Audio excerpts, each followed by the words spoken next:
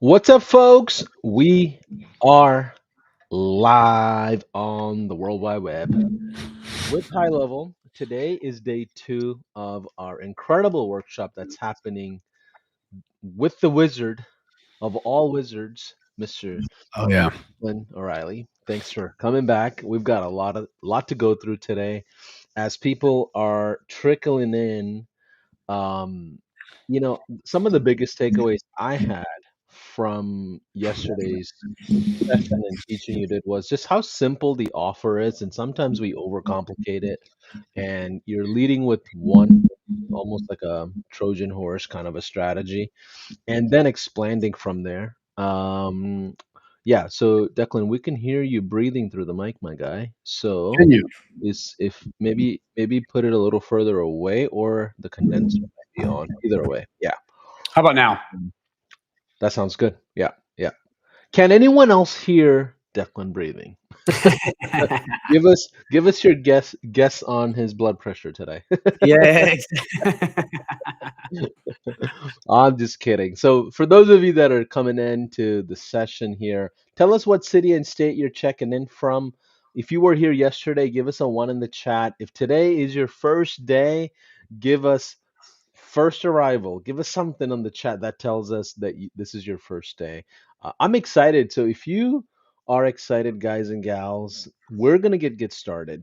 The first like 10 minutes, we're gonna call an audible here. Me and Declan kind of planned it out just so you're aware. We're going to talk about the snapshot a little bit. We're going to walk through it. We're going to show you the all the different branches to it. It can get really overwhelming and confusing for a lot of people. But today is all about sales, sales, sales. We're going to talk about prospecting. Heavy, heavy, heavy. With that in mind, I want you to all know that everything we're sharing is inspirational. It's meant to kind of encourage you. Don't take it as financial advice. Don't assume that you're going to go make a bunch of money. Matter of fact, you probably won't. But either way, for those that are new, Declan, give them a story of who you are, how you got to the world of high level, and you're doing some really amazing things in this space now. Yeah. Thanks for having me on again. I would say, I came in just like a lot of people wanting to make money online, not having to work the 9 to 5, all the classic stuff that we go through, but buying a lot of expensive courses, trying out all this stuff to realize that it was way too complicated. That's when high level kind of comes in and simplifies everything. And you realize that it actually is very simple. You just have to put in the work as opposed to it being absurdly complex and having to do the work. So that's pretty much, where I came from. You have a good YouTube channel, I have a really good thriving community, and AI has just taken everything and put it on steroids, man. So that's what we're teaching today. We're showing you guys the secrets of the trade with AI. I love it. How many different colors of the bathrobes do you have? I Oh, know a you have a lot. yellow one. I know you have a yellow one on this stage. You got a red one. I'm sure you got that's turned into its own branding, right? Can we address that real quick for the new people that just came in today? We covered it yesterday as part of the session. Yeah, the robes are basically, it's what makes me understand high level. Like if I take it off, I don't understand high level. Well, it's basically just a symbol of my financial freedom and time freedom that kind of turned into something bigger. And I have a red one, a white one, a black one with a hood, the yellow one or the gold one. I have a pink one, which I will be wearing this year on stage. It's awesome. And then I have a blue one. Is there any other? I think that's it. There might be a couple more, but that's I what I have my I head. love it. When I saw you on stage last year at the summit, first of all, how was your experience at the summit? Awesome. I actually recommend all of you guys, if you guys are taking high level seriously, to go to the summit. It is by far the best marketing event I've ever been to, and trust me, I've been to a ton. So it was awesome. The people were nice. Everyone was super friendly. It was way nicer than I thought it was going to be. I expected to be like these other ones I go to where it's kind of like crappy and somebody orders a bunch of Dunkin' Donuts and that's about it. But it was super nice. They had awesome speakers. The venue was awesome. The award ceremony was way cooler than I thought it was going to be. It exceeded my expectations in every way. Yeah, the craziest thing to me was I remember Peng Jun came up to me. I don't know if you know who that is. He's like one of the biggest players in Asia. He's like, Paulson, you guys have to have an offer. Like people want to pay you guys more money, and we're like, we're not. This is not a sales event. We don't want it to be pitchy. And Peng, I'm sorry, but like, there's nothing else you can buy outside of our subscription today, and that's just the way it's gonna be because we care about the purity of the community and the intention behind it. But hope to see you this year as well, man. Yeah, yeah, that's actually another big thing that I would say. Yeah, there's no feeling of a giant slow sales pitch. 'Cause every other event, they drop these little Easter eggs, and then they build Yeah, up to this just gigantic. Who's ready to buy my course for $79,000, 600? yeah. But And I they have just do some that. and I have some honest bad news for everybody that's watching. Honest bad news. We're almost sold out already. So it Oh. is not a fake like scarcity thing.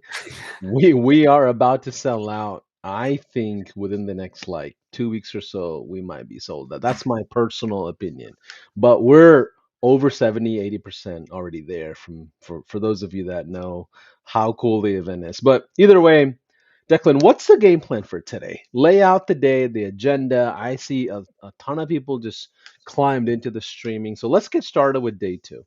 Let me first share Yeah, yeah, this quick slide, and then guys, we're gonna go in and just break down the snapshot and install it. I know Paulson yeah. talked about that, but we're gonna kind of take it a little slower in the beginning. But let me quickly just show you kind of what we're gonna be doing for today. Let me know if you guys can see my screen. Yep, we can see your screen. Good. Yeah, So yesterday, guys, was all about building out this AI system, or really just downloading because it's already built, but just configuring it, which is through the AI Smart website. Now, if you have not seen the first part of this, make sure you go to High Level's YouTube channel and you bookmark it because you have to watch it. We also go over the snapshot. It's insane.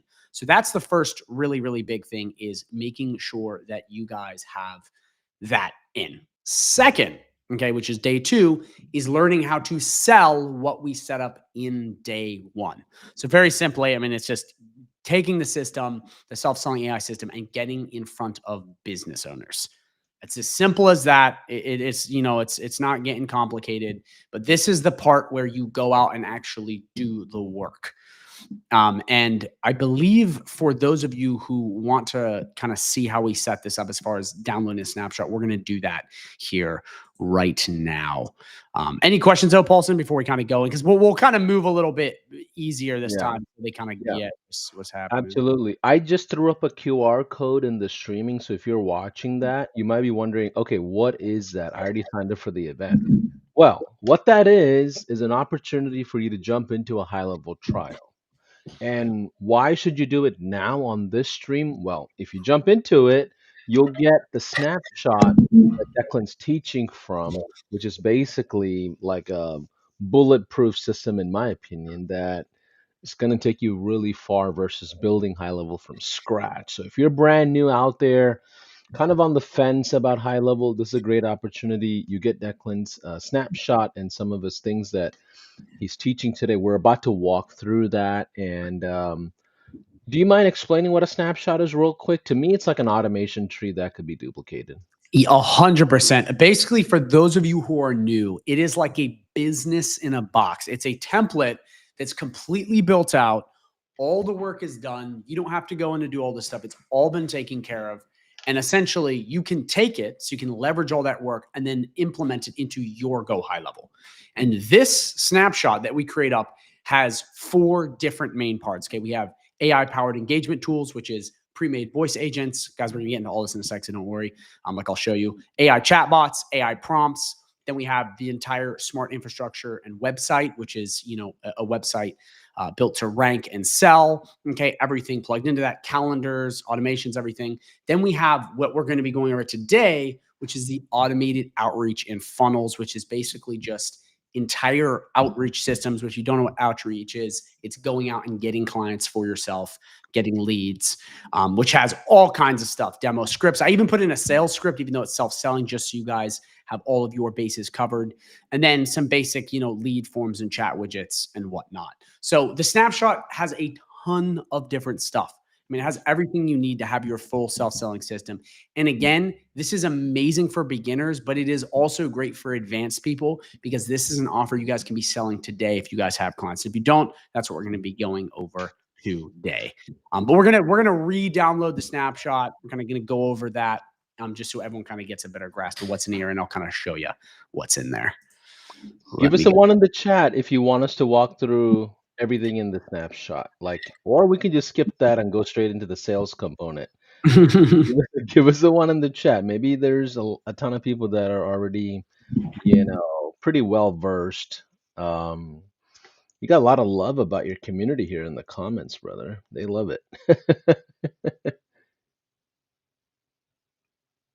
Uh-oh. We lost the audio. Can you hear me now? We can hear you now. Yes. Okay, good. Is the mic sound a little better now? It's good now. Yeah. We lost you for like 10 seconds for some reason. Oh, all good. Yeah, I mean, I'm biased, but I will say, from what I've seen and the feedback we get and the testimonials we have compared to everyone else, not naming any names, I think we have the best community. We have the best support. The people are the hungriest. We got the most up-to-date training programs. I mean, we got it all. I'm telling you. And again, don't take it from me. Talk to people in the comments. Check out, the community. Go to my YouTube channel. You'll see the love we get there. It's the best, bar none, in my opinion. So yeah, so we got a lot of ones. One person said two, but mostly everybody said one. Let's go ahead and go through the snapshot then. Perfect. Let's do it. All right. Let me share my screen. Give me 1 second, Paulson. You're good. Where's everybody from? I'm just kind of curious of what city and state you're from. Anybody overseas watching 4 a.m. on the midnight oil? I definitely appreciate a ton of you that are watching late. Let's see, as Declan's pulling that up, I'm kind of curious let me do some shout outs here of cities that I'm seeing. Santa Clarita, Los Angeles. Let's see, Florida. Got somebody from England. Yes, for those of you that are asking, the snapshot is updated. We're about to walk through the snapshot right now. Okay, let's keep going. Add to the scene. Uh-oh. I think, can you share one more time? I accidentally X'd out from using the. So you need me to share it again? Yeah, just share your screen again. Whatever you were just trying to share. Okay.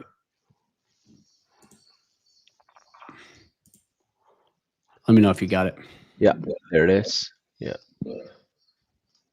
Okay, perfect. Just let me know if it's all good. We are seeing the high level homepage if that's what you're wanting to. Okay, cool. Perfect. For those of you guys who have this snapshot, can you see my URL bar, Paulson? No. I essentially just have the snapshot link in there. So for those of you guys who have the link, we're going to paste it where you're already logged into high levels. Is really important. I know some people had some problems with that, and then we're just going to click enter. I'm going to walk through the entire download of the snapshot, and then we'll kind of go into this. Do you see my screen now, Paulson? I'm just making sure it's yeah. We see your screen. So you're inside of the high level account. And what exactly did you do to get to this screen again? You pasted the link to the browser. Yep, pasted it and clicked enter, and this should pop up. If you are logged into your high level, very important, guys. You have to be logged into high level for the snapshot to properly work.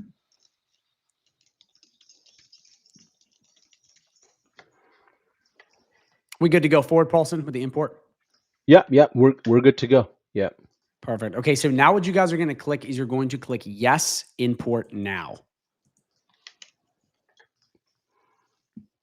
I think I lost.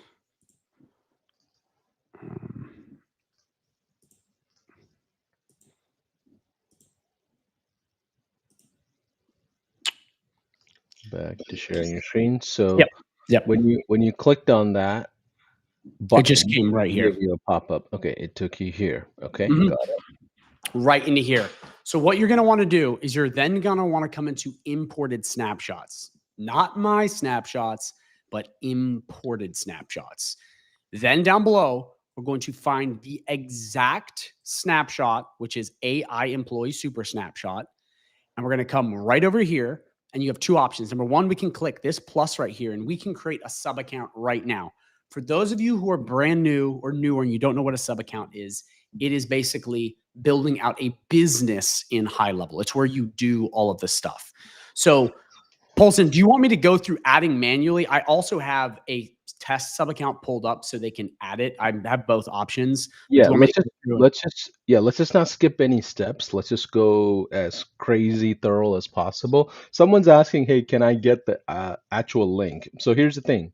You have to have a high level account to use a snapshot. If you're brand new, jump into the trial, you'll get the link. But if you're an existing user, we just went ahead and posted the snapshot link. But again, you have to have a high level account to use a snapshot. Just FYI. Keep going. Perfect. So what we're going to do is we're going to add it in manually. Just a quick tidbit though, I will show you after how to add it to an existing sub account. So don't worry, we'll go through both. So we're Perfect. going to click this right up here, which is add manually. And then we're going to go through and we're just going to fill out your business info, which could be the business you're building this for or your basic info. So we're just going to do Declan. Last name is going to be Wizard. You're going to then put your email in here. So we're going to do Declan, the wizard.com or at gmail.com. You guys just track right along with me. A very self-explanatory email, business name. We're just going to do GHL And Wizard. don't worry. There's going to be replays. We're live right now, obviously, but there will be replays in the YouTube channel, both Declan's YouTube channel as well as High Level's YouTube channel. So you'll be able to come back if you need to re-clarify anything. Okay. For those of you that are existing users, links are being posted in the comments by our admins, just so you're aware. Yep. Let's keep going. Business phone. Just put in your exact business phone right in there. Okay. Address. You're going to put in either your business's address or the business you are working with. So we're going to do 0. Yeah, someone's asking, should we delete the version from yesterday? So we did go through and push another update. So I would recommend just downloading it again and just restarting. Cool.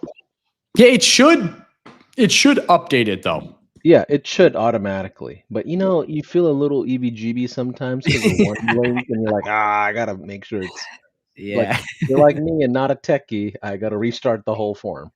Yeah. No, I hear that. All right. So then put in your zip code. You put in everything you need here. Website, you don't have to put that in just yet. It's not required. And then you're going to put in your time zone.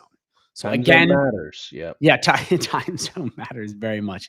Again, first name, last name, email, business name, business niche. And guys, we can change this later, but it's just for the sake of starting the sub account. Business phone, your entire address, website if you have it, and then time zone.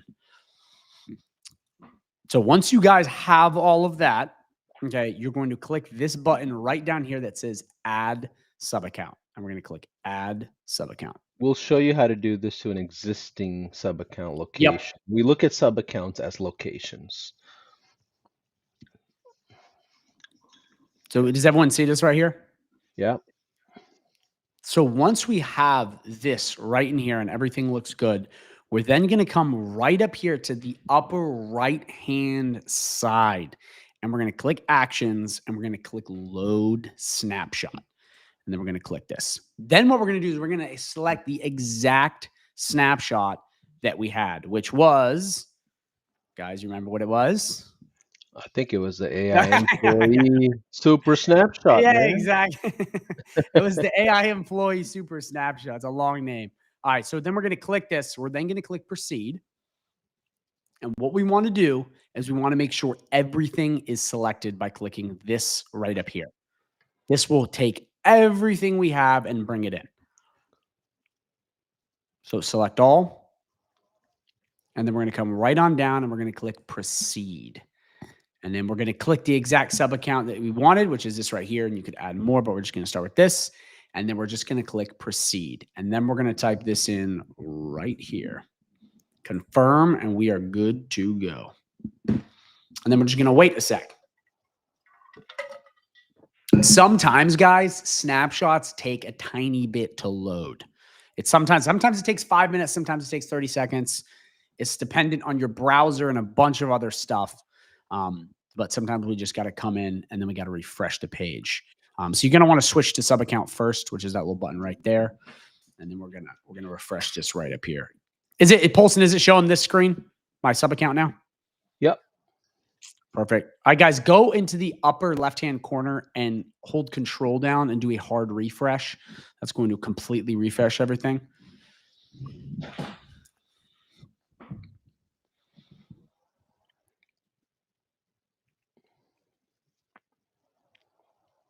You guys see my screen? Yep. Perfect. All right, so now what I'm going to do is I'm just going to walk you through all the things that are in this. We're not going to go through setting up every bit because that's going to be, partially in the first one and then what we're going to be doing today. But I'm going to show you all of the assets in here to make sure you got it all. So we're going to come right on down first to calendars. We just have a basic calendar right in here. It's the strategy call. Okay, if we come in here, we can see it.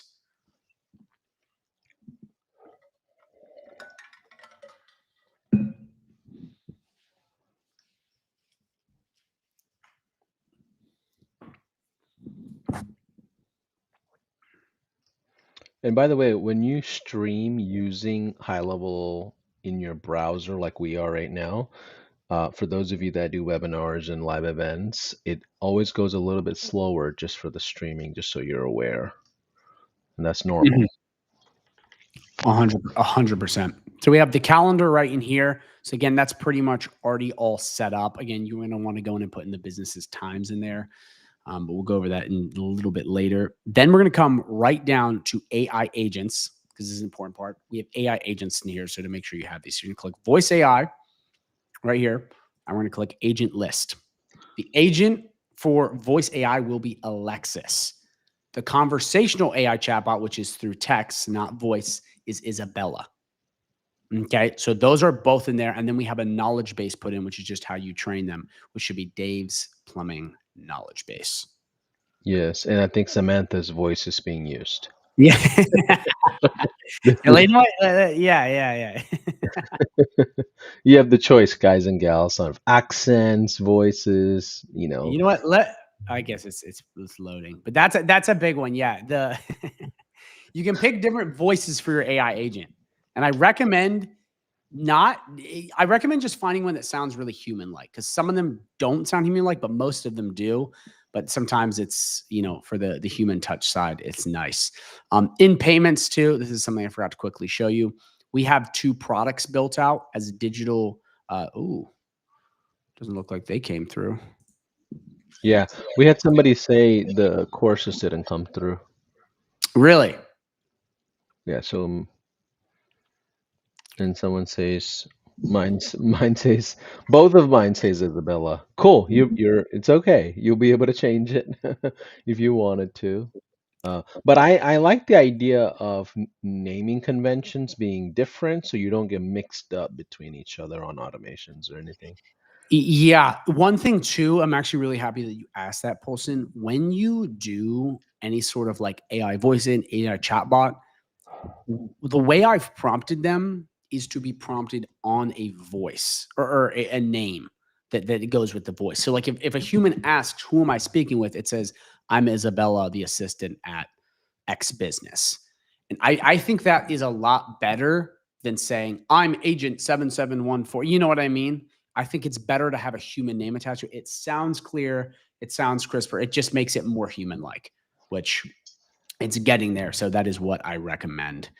But if we come to automations, these are the automations that should be in here. You guys see these?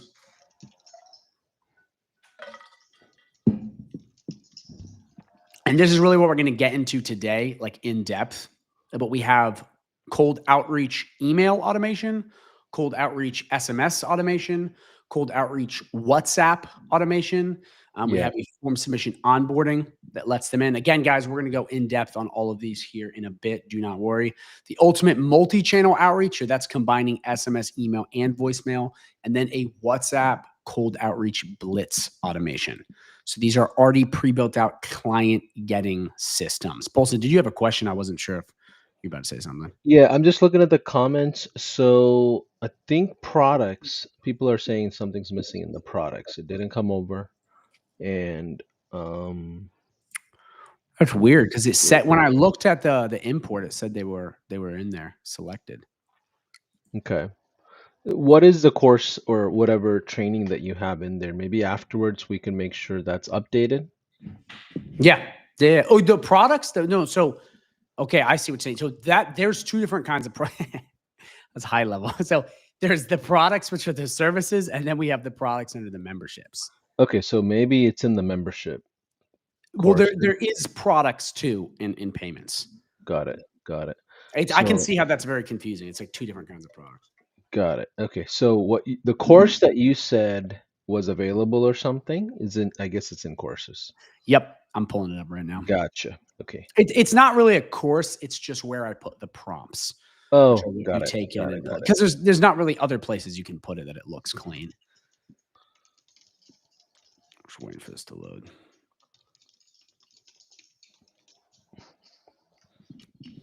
Are you Okay, guys seeing there it this? is. Got it. Okay. Perfect. So it is there under membership and courses. It just takes a while. That took almost 5 minutes to load while we're on stream. So maybe use incognito mode, guys and gals, or wait a little bit. Um, but cool. One thing I will say again, and Pulse, I know I've said this a bunch of times, sometimes snapshots take like 10, 20, 30 minutes. I've seen this before where I've gotten snapshots from people and I'm like, oh my gosh, you guys scammed me. There's nothing in there. And then like an hour later, it has like a gazillion things. So I think the bigger the snapshot, the slower it is. And this one's kind of big and juicy. So it takes a little longer. I love that. So give it a few minutes, guys and gals. Let's do this. Is there anything else you want to talk through on the snapshot? I don't want to spend any more time than we have to because sales, there's a lot to cover on the sales side. Yeah. And I mean, that's pretty much it. I mean, there's a Okay. couple of miscellaneous things like we got the sites and stuff, but ultimately, if you guys have gone and seen day one, which please make sure you watch after this if you haven't seen it, we go over all the other parts like the websites and whatnot. So, I mean, we've pretty much gone over everything between day one and this day. You'll get everything you Cool. possibly need. Yeah, and I know our team went through the snapshot yesterday live with you after the session. Yeah. Oh, yeah. We verified everything. So give it a little bit of time. Everything will be there. Don't worry, guys. So let's do this. Let's go into the sales side of things that I know you have a lot to cover on day two, like, right? Yep. Yep. Did you want me, because I've noticed a couple of people asked, did you want me to show how to add it to the existing? I think I skipped that Oh part. yeah, yeah. I forgot about that. Let's do that That's real quick. super quick. I'll do it in like 2 seconds. Yeah, Let yeah, me pull it up. yeah, yeah. And I've got a surprise for everybody. If you are Ooh. needing, is it okay if I give you a surprise, everybody? If you are needing help with this snapshot, we have live agents on a Zoom that is waiting right now. They'll jump on a call with you and walk you through everything and make sure everything's there. It's going to be speakwith.us slash live dash walkthrough. Okay. You might have to schedule something if it's backed up line or anything. But Jordan, if you don't mind putting that into the chat as well, um, people will be able to jump in on Zoom calls with us. Okay. Okay, we ready, Paulson? Yeah. Yeah. So if you come right to this dashboard and you come right into sub accounts, okay, you're gonna want to click this right here. You can search whatever sub account you want. Once you have that sub account, okay, and you have the exact sub account you pick, you're gonna come right in here to manage client, those three dots at the bottom.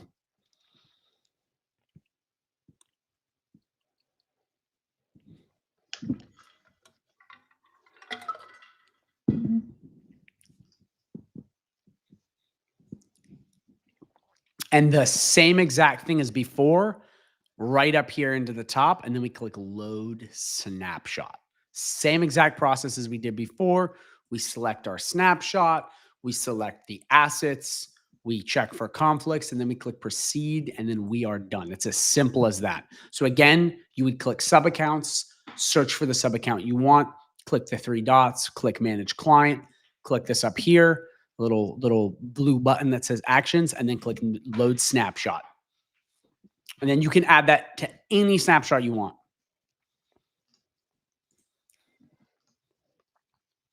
Let me know in the chat if that part made sense. Cool. I think there's some people that are saying it's missing little parts of it, but I would say give it some time for it to Yeah. all load. It shows 2 out of 2 under membership. Let's see here.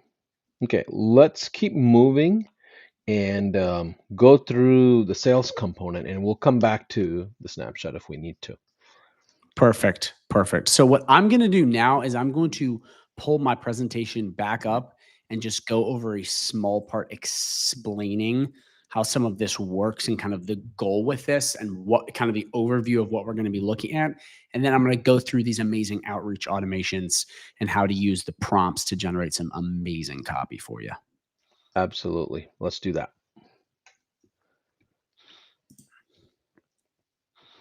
Just let me know when you see my screen. Yep, we see it. Okay, so essentially what we're going to be focusing on today is using the outreach system I have created to help you get clients using the AI Smart website as your demo. Again, we covered that in day one. If you're new, please go watch it. We're not going to go over that entire thing today, setting up because we did that yesterday. But essentially, once you have your lead magnet, which is basically what this AI Smart website is, we're going to go through and we're going to configure your outreach automations properly. And I'm going to show you, how to generate your copy and just basic stuff for you to understand how this works. Then we're going to go over a bit with contact lists. Not going to go super in depth on this because depending on where you're at, there's different compliance laws. And we have people that are overseas, so we'll touch on that. But we got a lot of good resources after that'll help you with that. Then it's making sure that your outreach automations have the list. They're going through. They then demo, and then it goes on to the last part when they go through that, which is onboarding, sales, et cetera, et cetera. So that is basically going to be the flow of the video. Cool. Very simply, nothing too complicated. And a big thing I want to let you guys know, because this is something that I get asked a lot, is like, who can you offer this to? Who can I reach out to? Is this something that only works with a certain industry? What I want to tell you is it pretty much works with any service-based business. And here are some examples, okay? Plumbers, dentists, lawyers, chiropractors, real estate agents, okay, HVAC companies, med spas, auto repair, accountants, electricians, cleaning companies, salons, landscapers. I mean, any service-based business. And really, at this point with AI, pretty much any business that has a website or an online presence. Now, it helps if they have more traffic, more people coming to them. But again, like, this isn't one of these services, guys, that you have to sell to a tiny bit of the population. This is like you have as many leads as you could possibly want out there. Why? There's millions of business owners in America alone. And then we add the rest of the world in there. I mean, I got to look at the number, but it got to be the hundreds of millions. So you guys have a massive, massive pond to fish from, so to speak.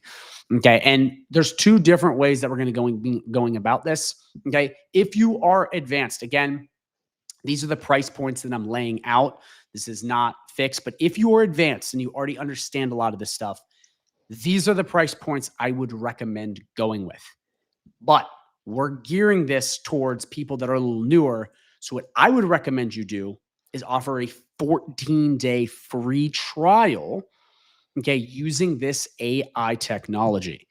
That is a much cleaner way to do this, unless you are very advanced and you already have, leads and you have, a warm audience that you can sell to. I would recommend going with this because what we can essentially do is we can convince the business owners to try this risk-free. And that's the whole goal here. We don't want to be, if you're new and you have to do all this hard selling, you can just go, hey, Let's put this on your website, or let's give you the AI Smart website and let's see how you do. And again, if you guys can just get it to answer a couple calls, which if a business is getting calls, which they pretty much all do, you've solved some big problems. So this is really what we're going to be going in today, is the outreach automations, and then having them go through this demo, which is a self-selling demo. I basically have pop-ups that come up that shows them how to, play with this and try it out. That way, see, what's unique about this is that they're seeing how it would sell their clients, not how it's going to sell them. That's why this is so powerful. And then I've had such great success with it, and a lot of people has, is a lot of traditional demos, you're just selling the business owner, but they get to see how this would sell their customers. And ultimately, they make more money by selling their customers, not you selling them, if that makes sense. But Paulson, any questions on this or the chat or anything before we roll to the next part? Nope. Let's keep going. Perfect. All right, let us pull up the next part. Just give me 1 second, Paulson. I just got to switch these tabs. You're good.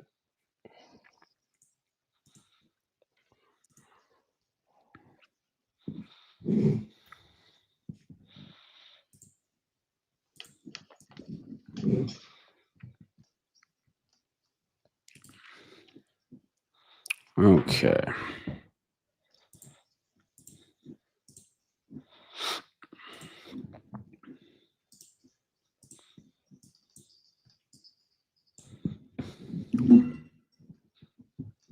You see my screen, Paulson? We see the presentation right now. Okay. Yeah, let me. Yeah, the stream is definitely it's pulling on the system for sure. All right. Okay. Let me.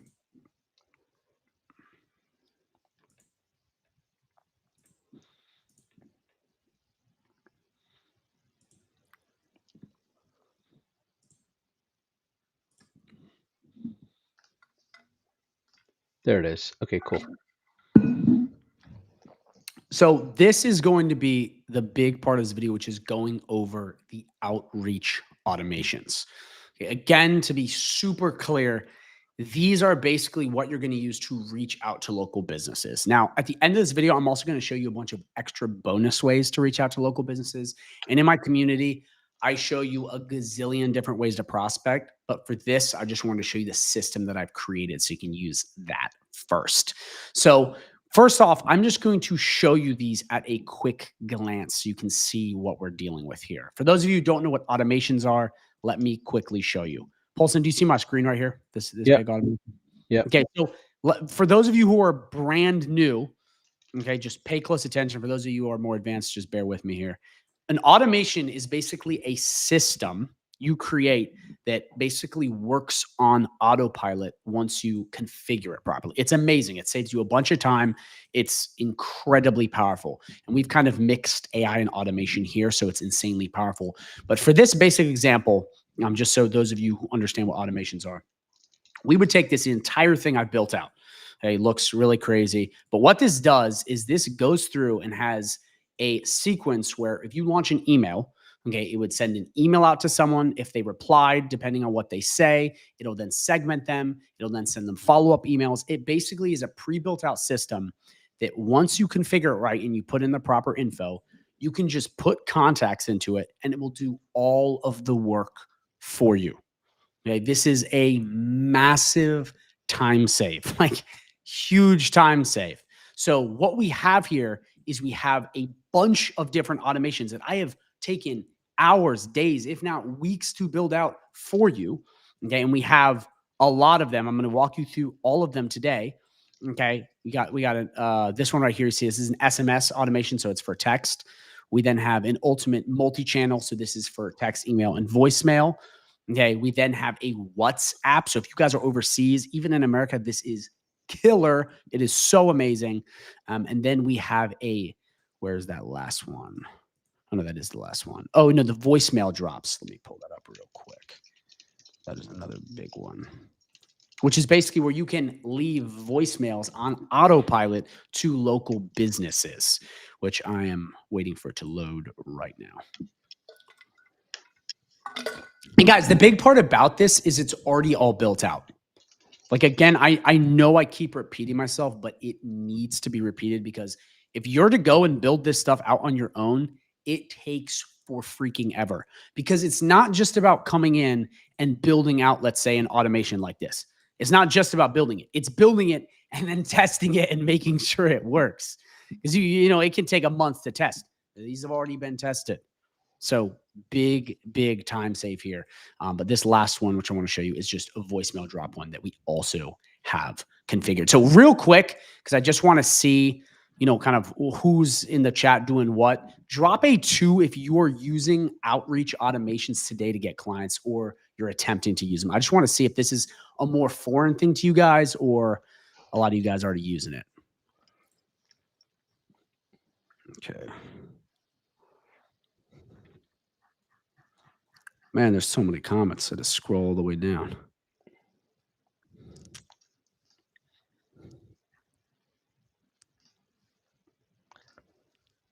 Sweet. Okay.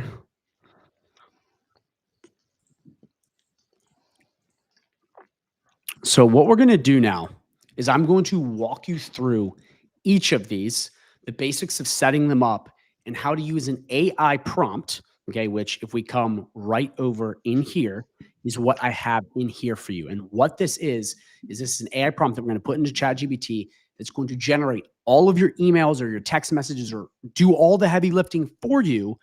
And then you can plug it in very easily to these automations.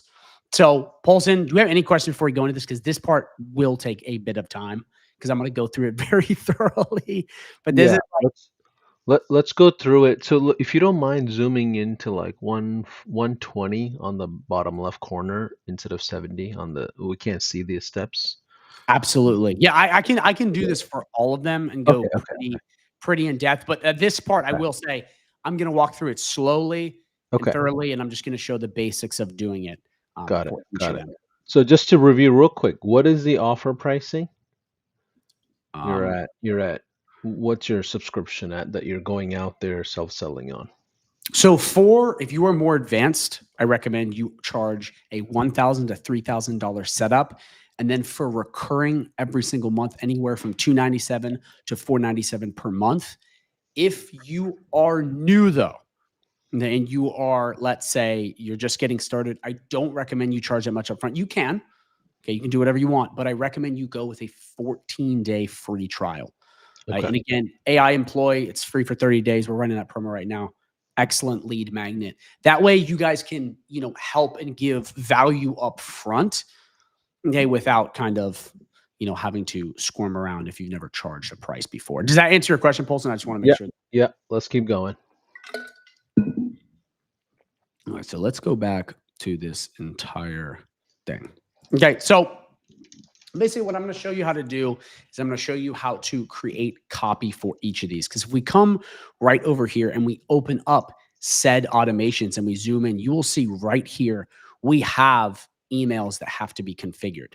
And there are ways of adding stuff in. So we already have some basic stuff in here, but I want to show you how to add, okay, like a special, very customized version to that. And that is where an AI prompt comes in. So back in the day, before we had AI prompts, you would have to manually write all of your emails, which takes forever if you've ever done it. Now, if you can properly write stuff and use AI, it's like cutting time in half and then half again. So what we're going to do is we're going to walk through each of these step by step, starting with the email drip sequence. So this first automation, if you guys can see, is for reaching out to people via email. Okay, so what you're going to do is you're going to come right in here. You're going to click this right here, and you're going to click Edit Workflow to get to the page. Okay, once you click that, it will then open up and look just like this.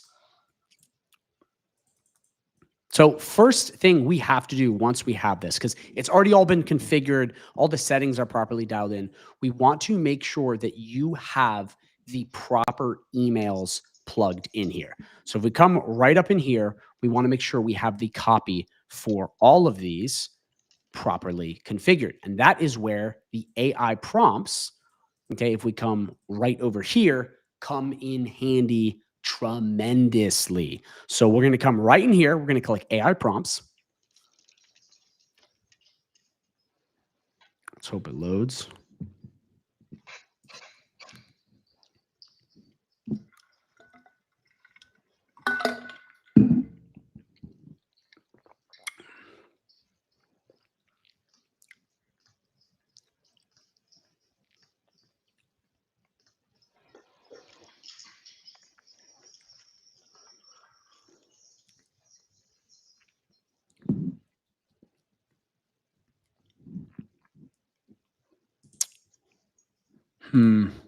You seen this, Paulson?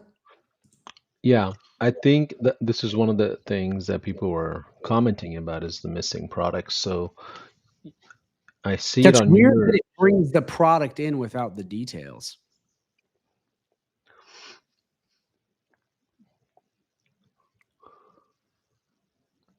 You know what I mean? Usually, if it didn't bring anything in, it would have part of it. Yeah, it's it's like not even there. I can pull up the other one that I have. Yeah, do you mind just updating the snapshot one time? Just push Mhm, another update, mhm. because I think we're on it.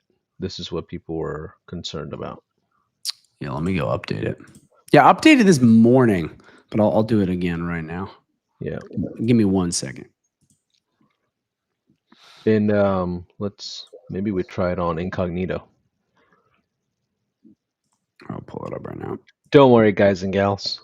Our intention is to make sure it's done right for you. The good news is you know where to find us, so we can always send it to you. Just give me a second, Paulson. I'm gonna get this pulled up. Yeah.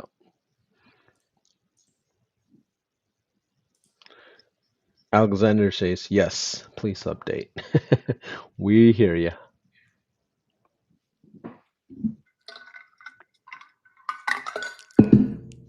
So actually, while you're doing that, can you kind of show your screen of how you're updating for the folks that want to learn how to update a snapshot as well?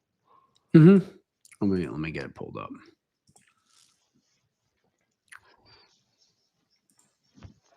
Thanks for all your patience, guys and gals. Our goal is to make sure at the end of this workshop, you feel great about pushing your sales efforts. That's the goal.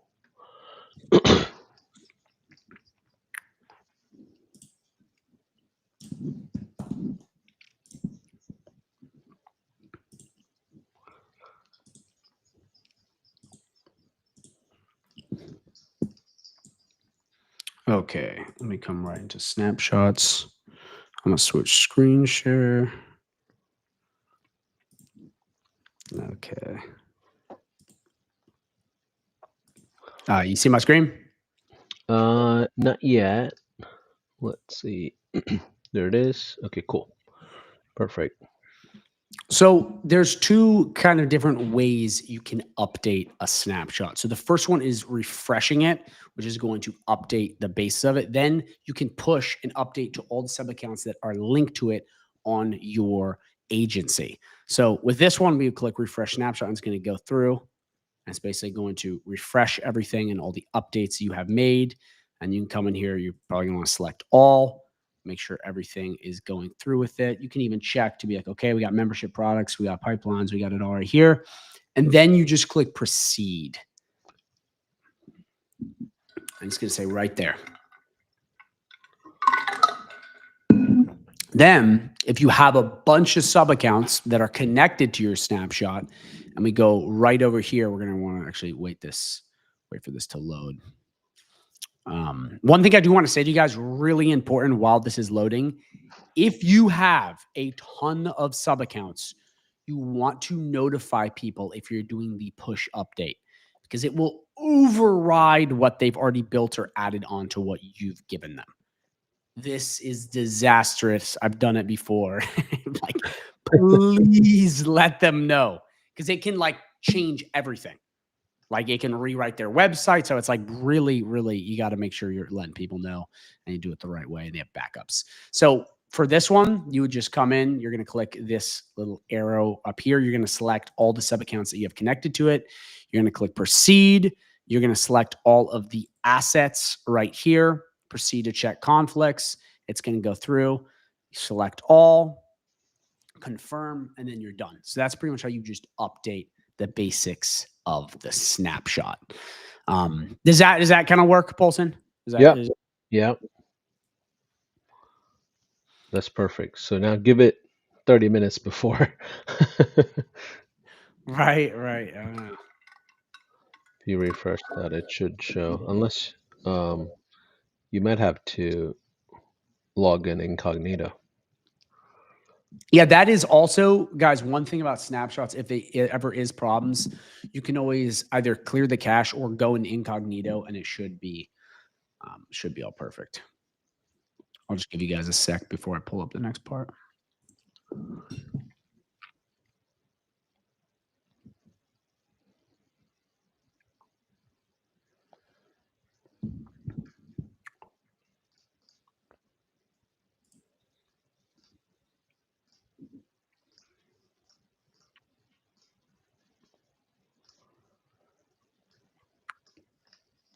Also, too, for those of you guys who are in my community and group, we'll be going over, the week with our live calls. We'll go over this if any of you guys are having trouble to make sure you also have it. So we'll definitely make sure this part all gets dialed. Paulson, we good to move on to the automations? Yeah. Yeah.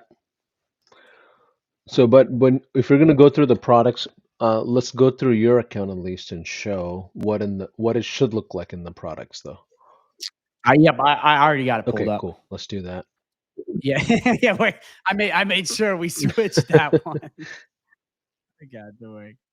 All right, let's go. So yeah, we'll hop right in here. Yeah, Nico, there'll be a recording of the meeting. So Yeah. So, do we need a new snapshot link, or is it the same link? with John, when we're working tomorrow, it should be the same one. It should be Yeah. good. And if afterwards, if it's still stuff's not going through, worst comes to worst, we can just generate a new link. Yeah. Relatively easy. So we'd also email it to people. So it's not a huge deal. We'll get it. Yeah, We'll we'll get it email it all out to you if you signed up for the event. So let's keep going. We're almost 45 minutes in. Perfect. All right. You see my Yep. screen, Paulson?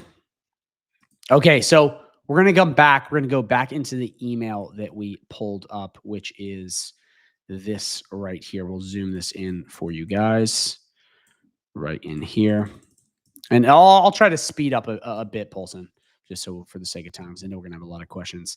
But essentially, what we're gonna do with all of these emails and really any of the placeholder outreach parts of these automations is we're going to generate the right copy. And the way we do this, okay, is by using the prompts. So if we come in here and you click the AI prompts with the course when it loads and you click AI prompts, it will pre-populate and you'll have a list of prompts as you see right here.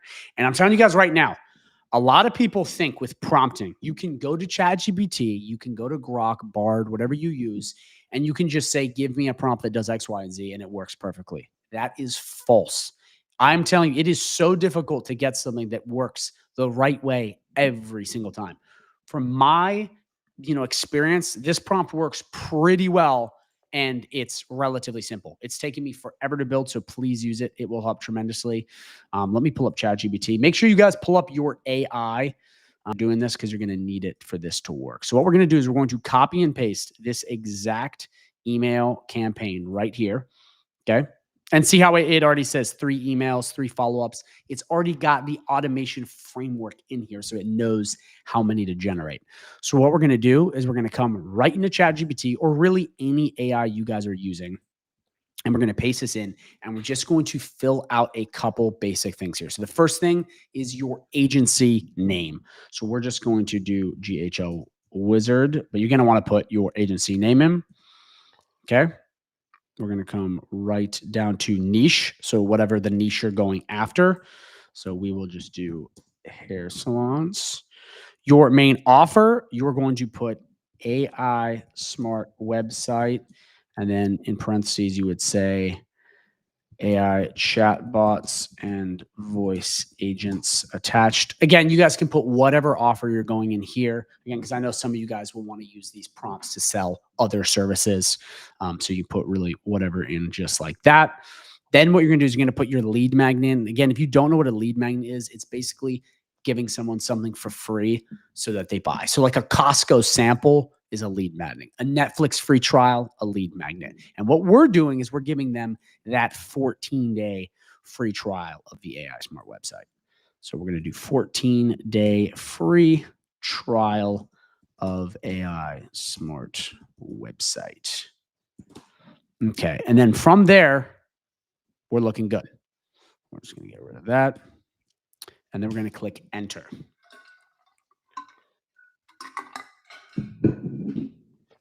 I have a favor to ask you, Declan. Do you mind copying that prompt and just throwing it into the Facebook comments? Because I know a lot of people are still messaging I'm me. not going to do that, man.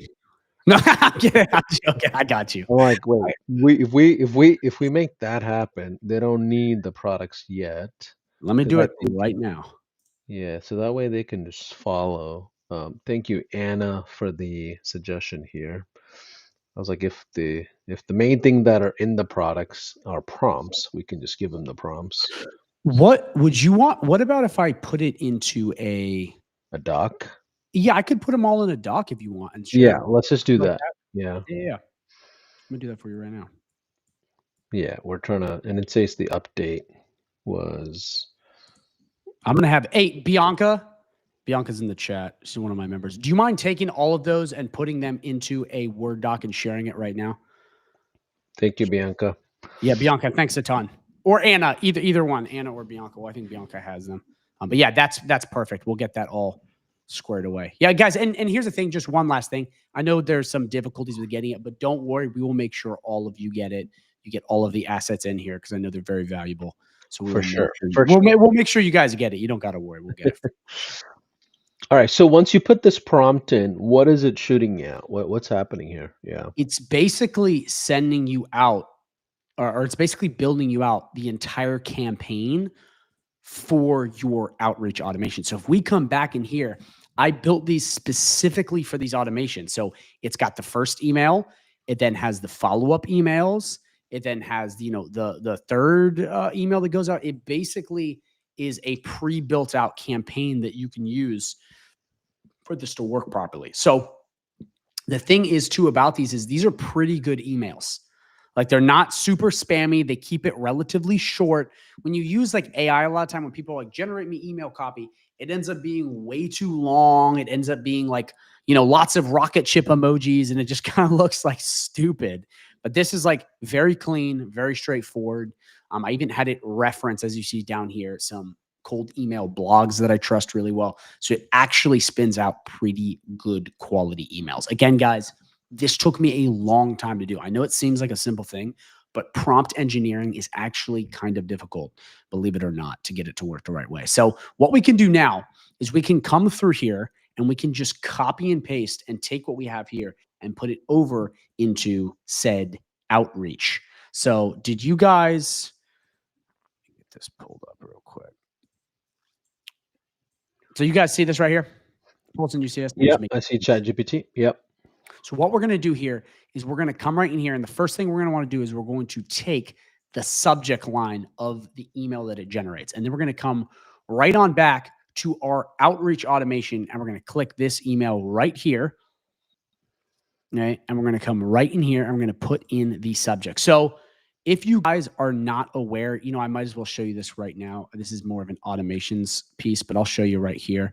Once you put the subject in, to get all of this stuff, the from email and the from name to always pop up, this is just a little automations hack. You can come right into settings and you can plug the default stuff in here. And that will make it pre-populate every time. That's a big time save. Believe it or not, a lot of people don't know that. But right in the settings, guys, if you put the email you want to use on your high-level account and the name, it will pop up every time for these emails. But for this, I'm just kind of walking you through this relatively quickly. So we're just going to use dummy stuff. Hey, Paulson, is this zoomed in enough? Let me know. For me, it looks big. Yeah, if you don't mind going to like 140, yeah, that's always better because the actual screen size is smaller than full screen. Of course. Yeah. So we're gonna paste the subject right here. You're gonna put in your from name. I'm just gonna do Declan. Your name at gmail.com. Again, you want to put in your actual email and name, and then right here we're gonna want to copy and paste it right into here. And again, I couldn't build out message templates for you guys because everyone's business is different. So it would look really bad if everyone was using the same thing. But then we can copy this right here. Okay. And then we can paste it. And then you just want to make sure, some basic proper spacing is in here. But other than that, I mean, if we come right back into here where you see this, it's generated all of it for you. So you're not having to do the guesswork. Again, I recommend you always look over what you have. Don't just trust AI blindly. I think it's very important to just take a quick look. But for the most part, this is pretty good. It's clear. It's not being over the top. There's not a lot of emojis. It's pointing out the lead magnet, and it's simple. And that's really the way you want it to be. So we're coming right back in here. You're going to want to make sure you have it all pasted. You want to make sure you have your from name, your email, and your subject. And then you're going to click Save Action. So our first email has been properly configured. Then we're going to come right on down to email number 2. So what I want to say, this is really important. This is pretty much for all the automations they follow this framework. There are the emails that are going to go out first, where if they say yes or open it, okay, or they it opens it, it will then send a different email versus if they didn't open it at all.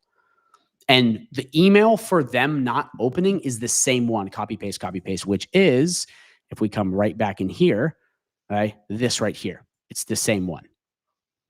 And then all the others are different though, because you're basically just copy and pasting. So now with that being said, is we're going to come through, you copy the same thing I just did for the first one, and you're going to take this exact same body, then you're going to come right back and you're going to put it in each one of these.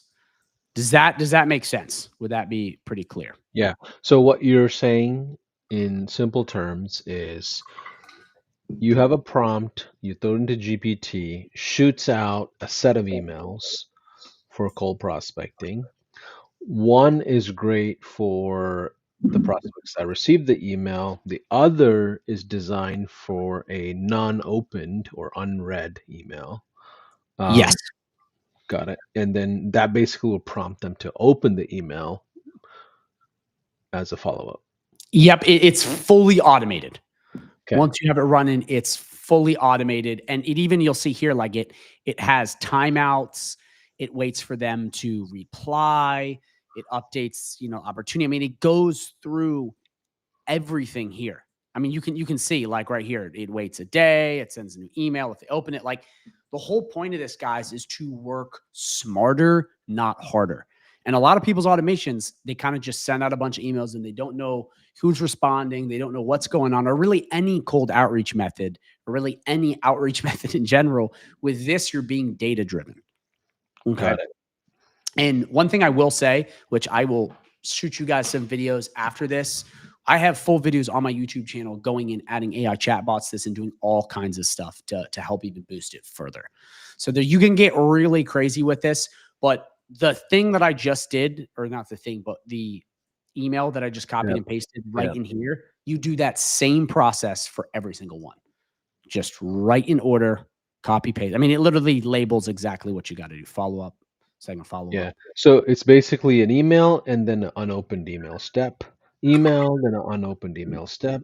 Another email, unopened email step. Basically just going through. How many total steps are there? There are, let me zoom out and show you. So 1, 2, 3, 4. 3, 4. So that means there's total 8, including the unopened prompt as well, right? Mm-hmm. Got it. Cool. Now, the other question before we go any further, how do I get how am I getting the emails as the agency for the prospect? Like, are these people visiting my landing page and they're interacting with my voice AI or conversation AI? Like, how am I generating the prospective emails? Yeah, that's something we're going to touch on in just a bit once I go through all of them. Cool. What I will say about lists, and this is really important for everybody, there's a lot of compliance rules around this, and I want to make sure that we're following that, because a lot of people on YouTube that are just recommending you spam people. We don't want to do that. We don't want to do that. So I'm going to show you in a bit. There's a couple different ways I also have videos on that on my YouTube. That's like a whole special topic. It's not super hard to do, but it just depends on where you're at, depending on you're in America, you're overseas. But we will go over that. Okay, We'll perfect. that. Yeah, Let's perfect. Let's keep going. Okay, so if we come back in, you see my screen pulsing? Yeah, yep. Automation's perfect. So if we come back, okay, we are going to now have the cold outreach SMS drip sequence. So now this is a way to get clients via SMS. So we're going to pull up this workflow, and then we're going to go over this as well. And again, you guys are starting to see it's the same exact pattern with all of these. You take the prompt, you generate it, you copy paste, and it's the same exact thing. And it's designed, it seems like it's designed as like an inspiration. As you get to know your industry, you should be able to come back and have better quality messaging or things that strike the needle for them that matters to that industry. Like, would you suggest that, Declan? Like, if I'm getting used to like plumbers, I can craft messaging around plumbing a little bit better versus just this being a bit more broad stroke, or do you think this will work either way? It works either way, but in all of the prompts, I have a niche. So you Okay, select the got it. niche, and then once you put in the niche, it will gear towards plumbers. So for each industry, I should have separate outreach messaging. You technically don't have to, but I would recommend. So this is actually, I'm really happy you asked this. This is a super high level question you just asked. So high level, yeah. But the idea is that for prospecting that is networking, cold calling, walking into businesses, going to business events, like that kind of prospecting, that's very much easier to hit anyone. And it's easy at clients. For more specific stuff like outreach, it is better to get narrower. So, like outreach being outreach systems, paid advertising, that kind of stuff, you want to be a little more narrow. So you're calling out the direct person. For a lot of other stuff, though, and the other ways, you can be as broad as you want. But that's why I put that little thing in every prompt. Like I'll show you right here. If you guys can see this right here, in every one of these, I make sure we put niche. Yeah, You see which that? makes sense. Yeah. And I'm telling you, it helps so much. It makes it a little more geared towards their problems. And AI has gotten so smart now that what it can do is it can take, okay, the niche and go, okay, what's the pain point of a plumber? Like, what's the thing that it won't just be like, hey, do you want more business? It'll be like, hey, do you want more hot water installs? Yeah. It knows. Yeah. So, quick question. So, let's say I'm working with plumbers today, and in like a month, I'm going to focus on, let's say, pest control. Do I duplicate your entire workflow into a whole new prospecting system, or can I just change the email step on the ones that I've already installed? Like, what do you recommend? That's another great question. Yeah, you could duplicate very easily. It depends Yeah. on what you're doing. If you're testing Pulse and you're just going through, and let's say you're coming in and you're trying to just play with these automations, I would say you can get away with just changing out the email steps. But if you come in and you're like, I'm doing well with plumbers, but I want HVAC, you can come right into these three dots and click copy workflow or duplicate workflow if you want to move it sub accounts, and then you'll have two, and then you're good to go. So great Yeah. question. That way you can use this for multiple places. Yeah. Well, there's also like smart list and tagging that allows you to remarket to that same group of prospects later properly, right? Yes. Yeah. So there's for this is another thing too. I don't want to get too into this because this starts getting really advanced, but there's different kinds of outreach. There's outreach to, warmer outreach, there's colder outreach, there's, people that you have in your ecosystem, there's people that are completely cold. So it's like this is more geared towards colder because that's a lot of beginners. You don't got a YouTube channel. You don't have the clout yet. You don't have a big email list. So that's kind of like the idea is like very beginner friendly. You can start as soon as today sort of thing. Yeah. Can I give a recommendation to everybody here after building three agencies?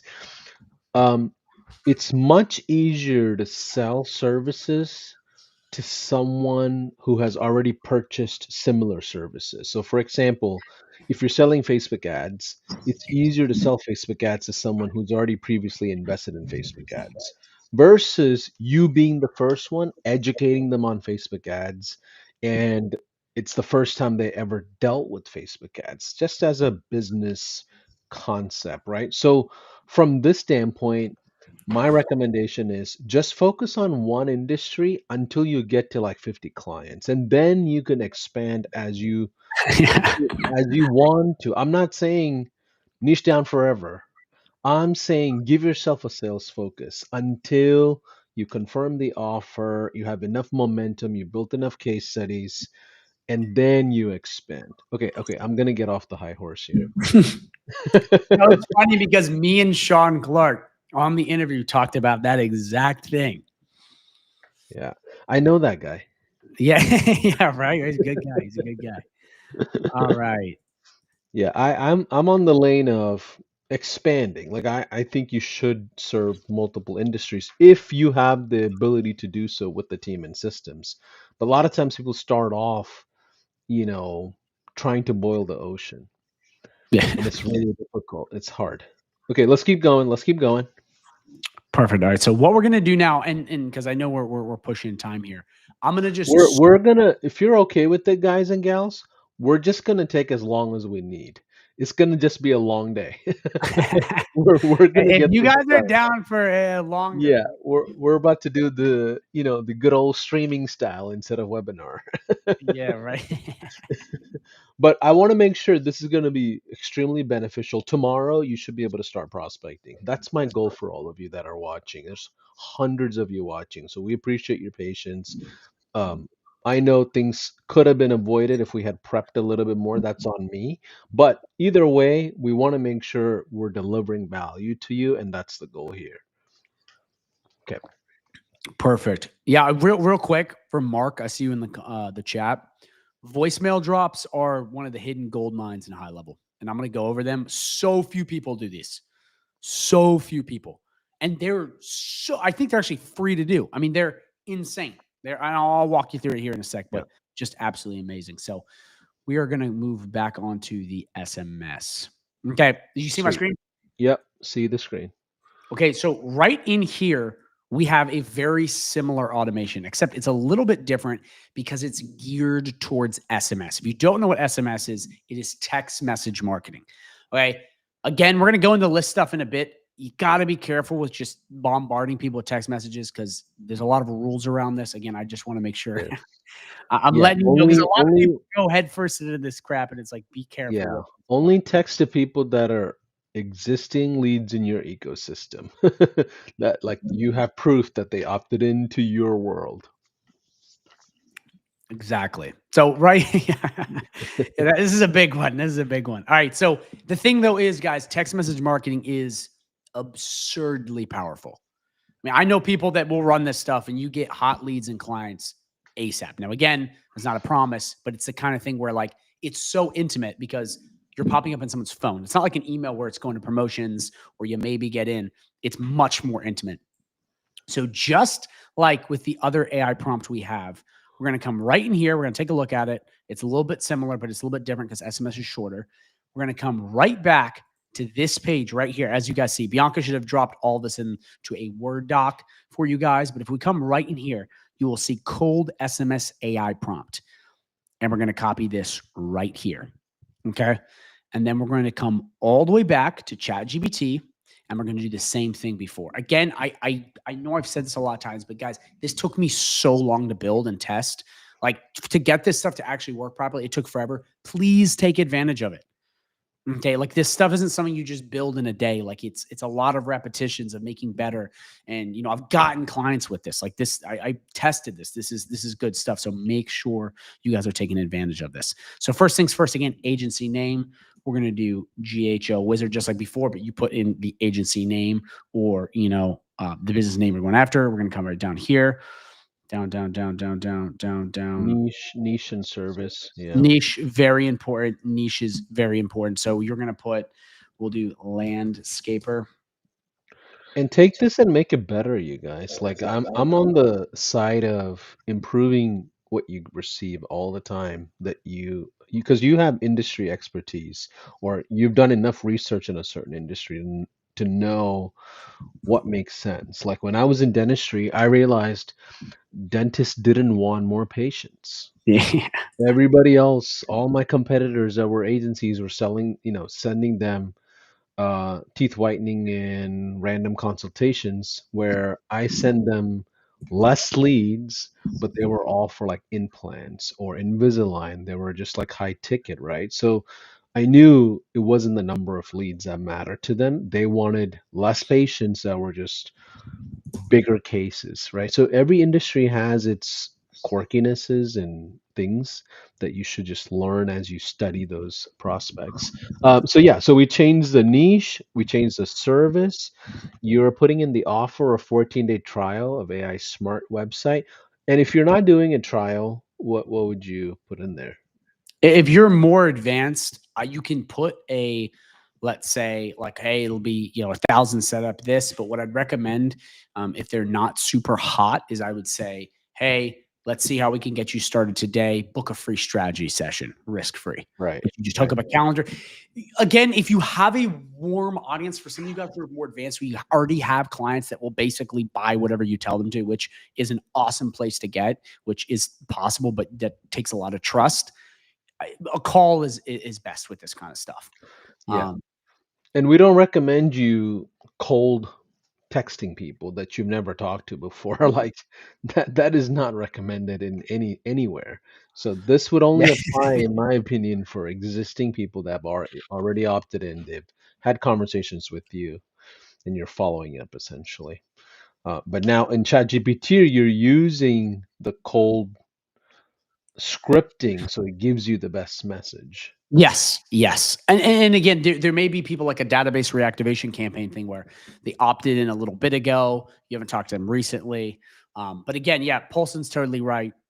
Read the compliance laws. I know every country is different. Not everyone's in the United States, but just that's why the list part of this, Paulson, is I'm more going light on it just because there's so many variables Yeah. that Yeah. go into this. But once you have all of this, you're just going to click enter, and it's Yeah, going and to we're be not providing compliance advice. This is inspirational. Just so exactly. you're aware.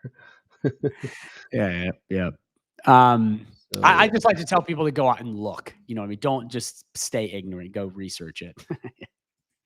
All right. So right in here, we basically have the text messages that you can add into your campaign, just like yeah, this. So just like before, you can just copy what we have here.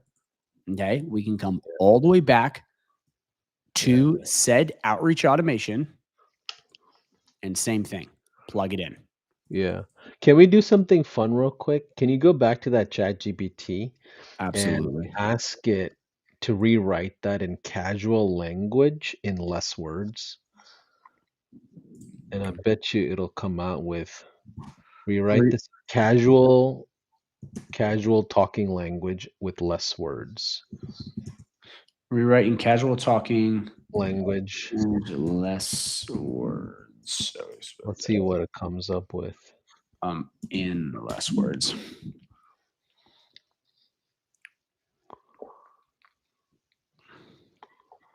Yeah, these look like longer almost. Yeah, that did not help.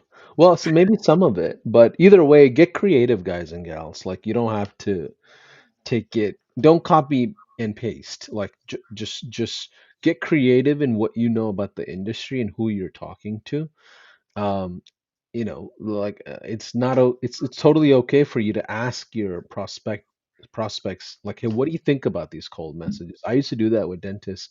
I would ask them, hey, can you give me feedback on my presentations, my demo presentations? And they would like I had a dentist who helped me rewrite my dental demo presentation. That like helped me quite a bit back then. All right, let's keep going. Sorry to interrupt here. No, you are totally good, man. Yeah, feel free to stop anytime because these are great golden nuggets, Polson. Simple stuff like this, like making sure you guys, never just stay with the status quo. Always upgrade. So we got this right here. We're just gonna copy what we have, okay, or whatever message that you think would be best. Again, if you want to add more, you can. And then what we're going to do is we're going to go back to the automation that we had. Okay. And we're going to add it in right in here. Simple as that. Okay. Save action. And you do the same process for these outreach automations that we did for the email. You come back in here and you take all of them, the same idea. There's follow-ups involved. You copy paste once you have your proper copy. And we built this so it can be as fast as possible. So then we come right back in here and you just put right back in, just like that. Okay. And SMS is different than voice drops, right? Absolutely. Yeah, we're going to get into voice drops here in a sec. So SMS is strictly texting. Voicemail drops is where you, like a voicemail basically gets triggered to a bunch of numbers. So it's not like it calls them and then rings a bunch of times and leaves a voicemail. It'll just call and hang up, which is Okay. actually super powerful. I mean, everyone gets a voicemail about their Yeah. insurance, you know. Yeah. And for the SMS, there's no secondary set of messages, right? Like unread or unopened or non-replied. It's just like the, So if you or see is right it? here, yeah, if they don't reply, it'll go into a second attempt. And then it goes down. And we basically have it just branching off bit by bit for each of those. And one thing, guys, again, I had to not put in like everything for this presentation. Otherwise, it would be like a 19-hour live stream.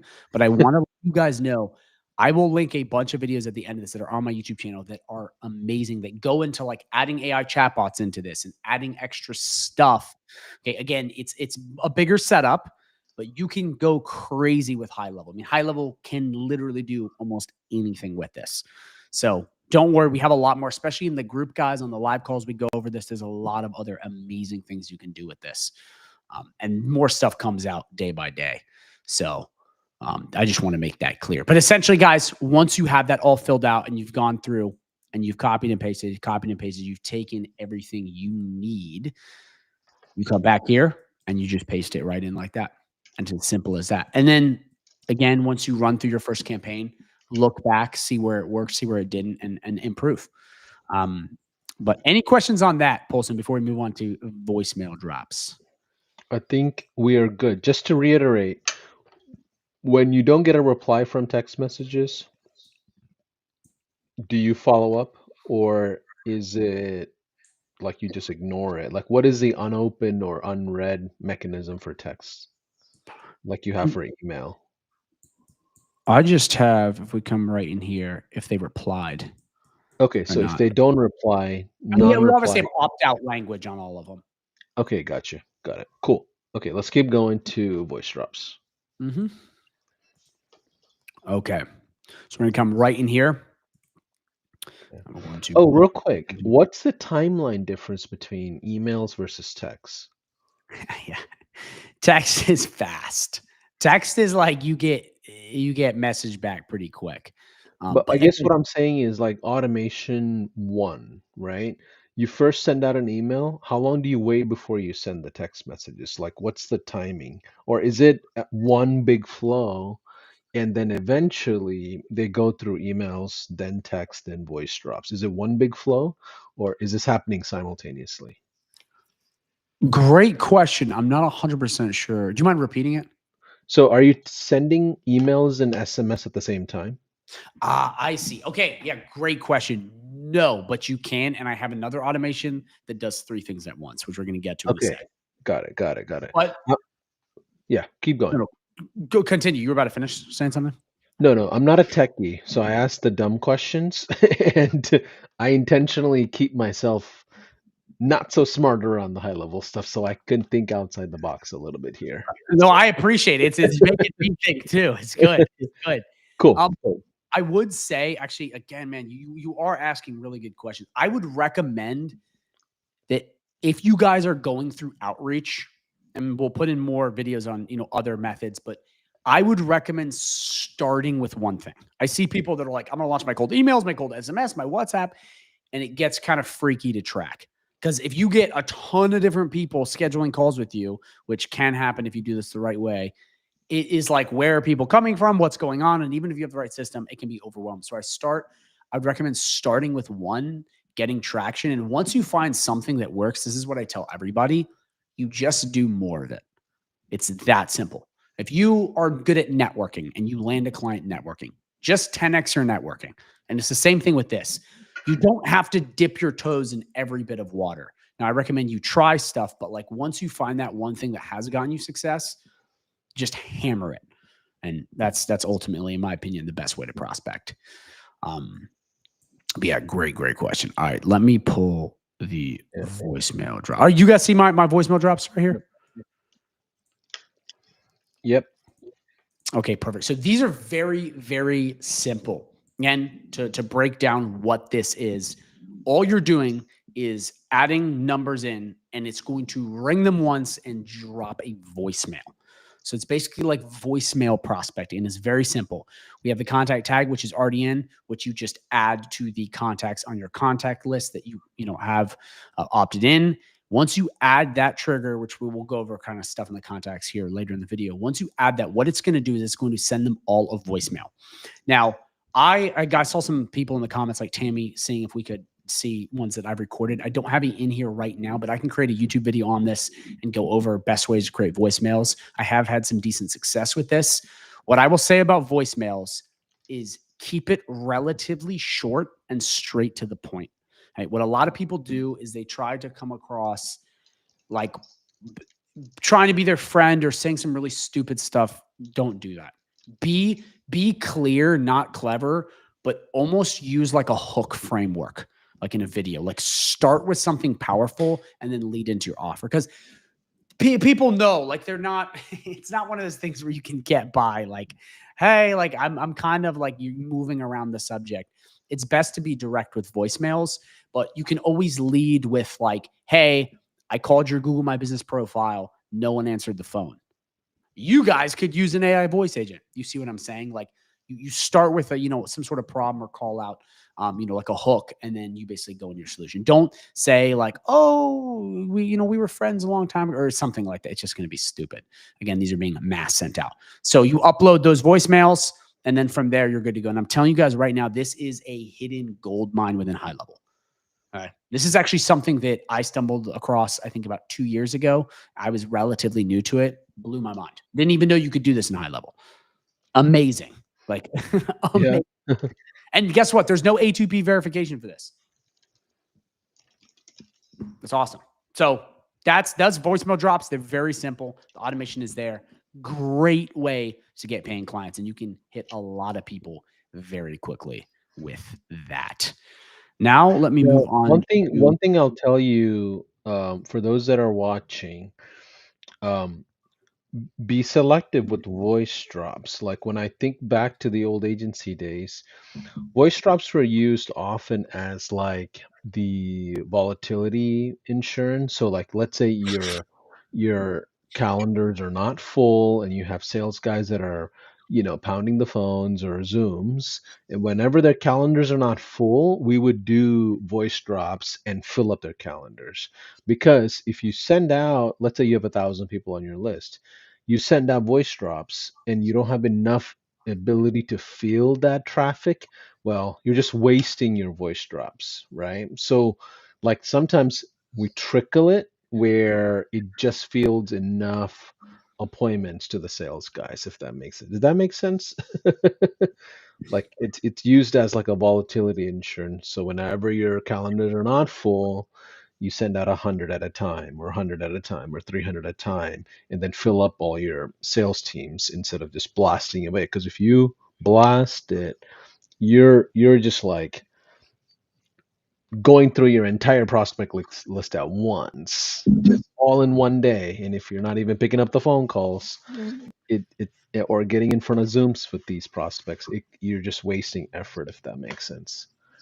100%. It also is great to add into other automations by hitting them through multiple points, which is actually where this segues perfectly into, which is the ultimate multi-channel outreach, which is adding 3 different methods into one. Let me get this pulled up real quick.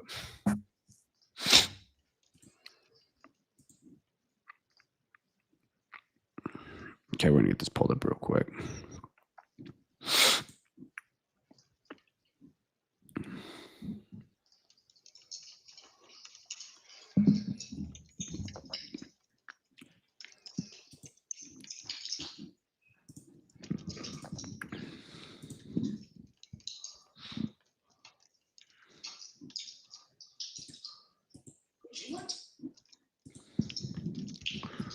Okay.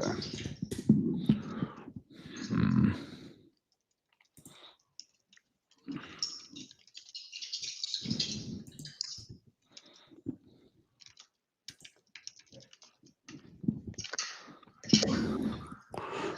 Okay. Did it pull up? I see the workflow list right now. If that's what you're asking. Are you Yeah, sharing a it's just different screen? taking it. Okay, Yeah, there it is. it's the automation is taking a bit to buffer. Can you see it? Yeah. Yep. So we're looking at ultimate multi-channel outreach. So what does that mean exactly? Yeah, right. It's basically reaching out via multiple different outreach methods. So Got it. McKinsey and Company, they're a huge consulting firm. I'm sure you guys know of them. They're Yeah. gigantic. They had a big study they put out saying that in 2023, they wrote this and beyond, you are more likely to land clients if you go more than two outreach methods per lead. And then every time you up it, you get closer. Just like if you were to send a letter to someone, then do a business walk-in, then do a cold call, then run a paid ad, like all these things, it gets a hold of a lot of people where with certain outreach methods, like you may launch out a bunch of emails, but you may have a qualified lead that just didn't get your email. This kind of guarantees that you get a hold of them, so to Got it. So speak. it's So with this, omnipresent market. 100%. Couldn't have said it better myself. It's exactly what it is. You're just blitzing through a bunch of different methods. And I actually recommend if you guys are really going next level and you're doing like local prospecting, you can come in here and you can add in extra stuff. So like walk-ins, direct mail, cold calls on top of this to really boost your efforts. And with this, it's the same framework. You can just use SMS, email. I don't have a prompt for this one. We can generate one for it, but it's using the same framework as the others, and then going in, putting in a voicemail, and it's basically just contacting them through a bunch of different methods. And it goes through, as you see, making sure if people responded or not, click the trigger links, going through, and it's just a massive outreach tool. And I actually do recommend you pair this with like in-person stuff. It can be so powerful because again, there are so many people that you will reach out to that are interested in buying your guys' services, but they just don't know you exist. And sometimes in cold email, or you message them a long time ago, or however you go about it, isn't enough to get their attention. You have to go like a step further to get their attention. So that's essentially what this is, and I think it's extremely powerful to pair with other prospecting strategies. Got it. Okay. So we have emails, we have text messages, we have voice drops, and now we're looking at it from a multi-channel outreach. So how does this automation flow complement or conflict with the last one you showed? Like, is this secondary to the other one, or is this like a you pick and choose the last one versus this one for the prospect, or like what's the relationship? Yeah, great question. This partially is if you have a list where you have not just emails, you have phone number, you have everything. So this is if you have like the full list. I would also say this is best for if you have warmer people. So it's more Because of a targeting retargeting play. yeah, good, great way to put it. Yeah, it's more of like once you have people in your ecosystem, get a hold of them at all costs. Like really getting in front of their faces, making sure you can do this cold, but it's sometimes like a lot. There's not to say you can't, but this is great for once you kind of have a little more people in your ecosystem, and it works amazingly. So that's kind of like the way I'd put it. But yeah, that's a great way to put it, Bolson. More of a Yeah, retard. and how do I know as the agency if somebody's warm versus still cold when it comes to this prospecting method? Like, is there like a tagging system that tells me who's warmer Or is there like some sort of like labeling that tells me like, okay, this person interacted with us or replied or responded or something? Like, how do I know what's cold and warm? Like in your list, you're saying? Yeah, yeah, like when, because this is all cold to begin with, right? When do I figure out when they're warm so I can launch the multi-channel outreach system with that? Yeah, I actually have a couple videos on this of I have like Okay. a automated pipeline video. Man, you you you're really promoting the right stuff. I love this. Yeah, I have video that goes in depth. Again, I didn't want to put all of these other little parts in this because it would just be high level everything. I had to keep it somewhat Okay. specific. But Cool. I have a really great video, guys. Maybe Bianca will drop it in the comments, and it is essentially a fully automated sales pipeline. And the way it works is it goes through a process where it tags people, whether they responded to you. There's a whole scoring system, and it Okay. goes through that to base whether they're warm or not. For this, a lot of this is did they book an appointment? Did they call you? It's more the basic stuff. But with that video, it goes over like all of Got that, it. basically having the fully automated pipe. Because one thing too, Paulson, is some people have different sales processes. Some people just hop on Zooms. Some people have it go to a guy. Some people have setters. Like it has different things that are kind of in there. Got it. So Okay. All right, let's keep going. okay, let us pull up the last one. Okay, the last one, I'm telling you guys right now, this one is a goodie. Paulson, may I use the restroom really fast on the spot? Yeah, yeah, of course. Because this last one is big. Yeah. So for those of you that are watching, put in the comments of like questions that you might have for clarity. We will do a Q&A. I know today's session is going longer than usual, but we have great intentions behind this to make sure you feel confident, you feel great about what you have going on. And here's what I'll tell you. You don't need all these things that Declan is showing. You just need a beginning step to get launched, right? Like you just need something as a starting point. Once you get one or two or even just five simple prospects that are reaching out to you, engaging with you, what I would recommend is this: talk to those prospects and tell them, hey, I'm starting out my business. Could you give me feedback of how I engaged with you? I want feedback so I can engage with people much easier, much better. Like in my old dental agency, the first couple of clients that I had in dentistry, I told them very clearly, hey, I'm starting out my business. I would love for you to partner up with me. And I would give them a fee, a finder's fee, to help me find other dental clients. And I'll ask them, hey, can you review my demo with me? Like, what do you think about this demo presentation? Dude, my demo went from like 100 slides to like four after one of those calls. And I'm like, I only need to talk about what's important, which is helping them get results. My original demos had systems, right? It's like, here's how I'm going to deliver all, like, it was like a show of how I'm going to fulfill the actual promised offers, not talking about the results that I would deliver. They don't care how you deliver the results. They care about the results themselves, the quality of the results. So if you're starting out in high level, if you are a SaaSpreneur, don't talk about the tech stuff. Don't get feature friendly. Like they want to know how many people are walking in through the front door. That's it. At the end of the day, that's what most businesses care about. And if they have a virtual business, great. They just want to know how many people are engaging with them virtually. And I mean that. I mean, talk to your prospects, your first couple of clients, ask them to partner up with you, get feedback from them, then improve. And if you have less than 25 clients, the only thing that matters is setting appointments, closing appointments, setting appointments, closing appointments, setting appointments, closing appointments. Your systems don't matter.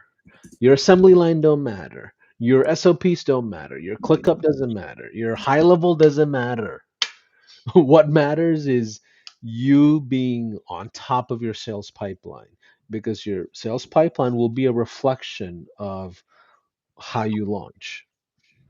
Anyways, welcome back. Yeah, no, that was great. I heard part of the benefits over deliverables all day. Right. So what else do we need to cover on this call when it comes to the sales, the self-selling sales process, right? That's what we told everybody. Was that what you were going over? I No, just no, had. no. I was just sharing, how to get feedback from prospective clients early on to make it better. Someone said let Declan talk now, so I'm gonna stop.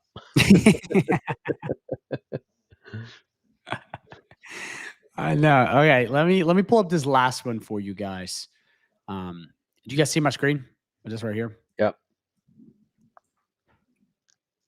Is it you see the? Oh no, this is the ultimate multi-channel. Why? Where's the WhatsApp? Why is it not popping up? Paulson, I wanted to say thanks again for hosting this, man. I really do appreciate this. I'm having a lot of fun because this is I know when it's a real business owner teaching from real business operations. Yeah. I'm just waiting for it to load. It's pre-populated. Okay, cool. Yeah, right now we see the ultimate multi-channel workflow. There it is. Okay, so this is WhatsApp, huh? Yeah. So this, guys, this is a big one. So I didn't think much of WhatsApp for a very long time, other than when I went out of the country. That was it. But I know a guy who lives in Abu Dhabi who basically told me all about this after I watched a YouTube video. He hopped on a call with me. Oh, WhatsApp, it's amazing. Didn't believe him. Okay, I was like, it's not that great. Started dabbling in WhatsApp outreach and playing with stuff like that, and it's insane. It's basically like a hybrid between email and text message. Okay, it's very inexpensive, so it's like email, yet it is very intimate like SMS. It is like the perfect blend. And I've noticed that if you have the right WhatsApp list and you're active on WhatsApp and a couple other things, you can absolutely crush with this. I mean, I've been blown away by this, and this is something I've only figured out recently. I did not know you could do outreach via WhatsApp. So you can also hit people in the United States with this because I know it's more popular overseas, but there's a lot of places outside of America, like businesses you can target that actually have very strong currencies. So England, this works great in England. England has a very strong currency. The pound is stronger than the dollar. Okay. You got a lot of places in the UAE, out in the Middle East. You have a lot of Europe. Like WhatsApp is big over there. It's huge. This is a gold mine. Okay. And again, it's very simple. It's just like the others, but it's extremely powerful and unused. So to use this, we have the automation. We come right back to where are the prompts at? You see the prompts they pulled up? Yep, I see the cold SMS. Yep, there it is. We Cool. take the cold WhatsApp AI prompt. This one's a big Okay. one. We're going to come back to Chat GPT. We're going to paste this in right here. And we're going to do the same thing we did before. So agency name, follow along right with me. GHO Wizard. Niche. Okay, let's put in, we'll do plumbing. Offer. I'm going to do AI smart website. Guys, just this exact way. Just follow us. AI smart website. Let's leave it like that. And then lead magnet will be 14-day free trial of AI smart website with 24/7 sales and customer support. You And meant then, four. You meant four, right? Not seven. oh, 20. I was gonna say, am I tripping? All right, we got it. We got it. All right, and then we just click enter, just like that. Okay. And you're generating WhatsApp messages. Mm-hmm. Now, And compared to this to like SMS, like A2P, is that still a thing for WhatsApp or like is it a gray area or it's, I'll be honest, if you want the real answer, it's a gray area. Because here's the thing. It's social media, but it's not. Like WhatsApp, I'm actually amazed by WhatsApp. It is part of Meta. It is part of the Facebook universe. yet it's a number exchange, but it's not a number. Like it's really weird. It's a mixture of things. So it's almost like cold DMing on social media, which I have other videos on, which is very powerful. I mean, we all get cold DMs on social Yeah. media. It's similar to that, but it's a lot of grays because it's used all around the world. See, with text messaging and then with A2P, it's very much in America, but it's like it's used everywhere with different countries, different jurisdictions. So, again, I'm not an expert on that stuff, so I'm not gonna go in on that. But yeah, it's from what I've seen, grayer, and it's awesome. It works very well, especially if you're active on WhatsApp and you know how to do it. It's a game changer. Let us switch that. So let me go back to, you guys see the ChatGPT? Yep. So same thing, copy. We come back. This is where I'm not going to go too in depth on this right now. Keep sharing that one. Is it showing the WhatsApp code Blitz? Yep. Perfect. This is where I'm not going to go super into the whole template versus utility or marketing versus utility messages on WhatsApp. The reason being, I have a long, like 45-minute video on this exact thing. And we will be on the call forever if I go over this, but I recommend you go to my channel and you watch that. Bianca, if you want to drop that in the chat, very important if you guys want to get into WhatsApp. Very important. But that breaks down step by step the difference between sending a marketing template versus a utility template. I don't know if you know about that, Paulson. Yep. Yeah, it's broken down. I'm all kind of skip over that just because it's a whole other topic. But once you understand that basic part, you just plug in your marketing messages and you're good to go. Simple as that. So Brilliant. So far, here's what I have in my head. We're leading the charge with the AI Smart website.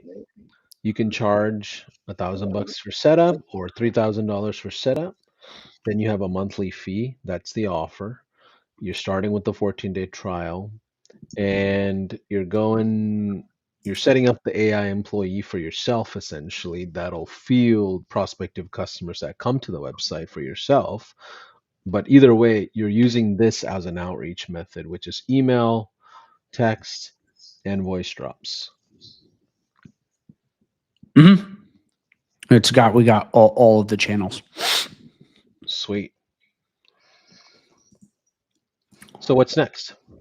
So a couple things. So the first thing is I want to touch on a little bit of the self-selling aspect. I'm just going to show you the part of the demo. And then I also have a sales script I want to show you. Even though I know it's self-selling, some of you guys, it'd be better if I just kind of walk you through part of the. Yeah. Let me make sure I get that all pulled up though. Give me just 1 second, Paulson. I gotta make sure it's. Yeah. Can I get a 1 in the chat if you feel great about this so far? Give me a 1 in the chat if you're getting nuggets out of the workshop so far. I know about the snapshot not all working properly. We'll make sure we'll support you. We'll make sure we go back through and update everything. But give me a 1 in the chat if it's been helpful so far. You're getting some new ideas of prospecting and offers and kind of a business model here.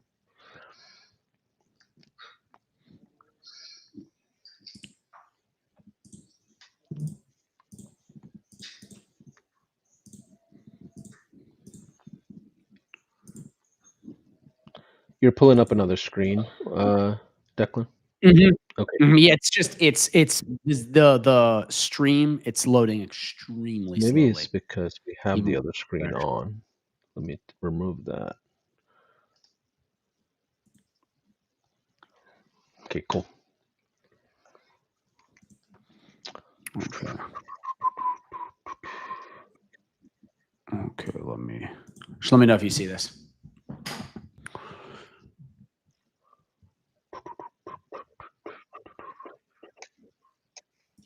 Is it popping up?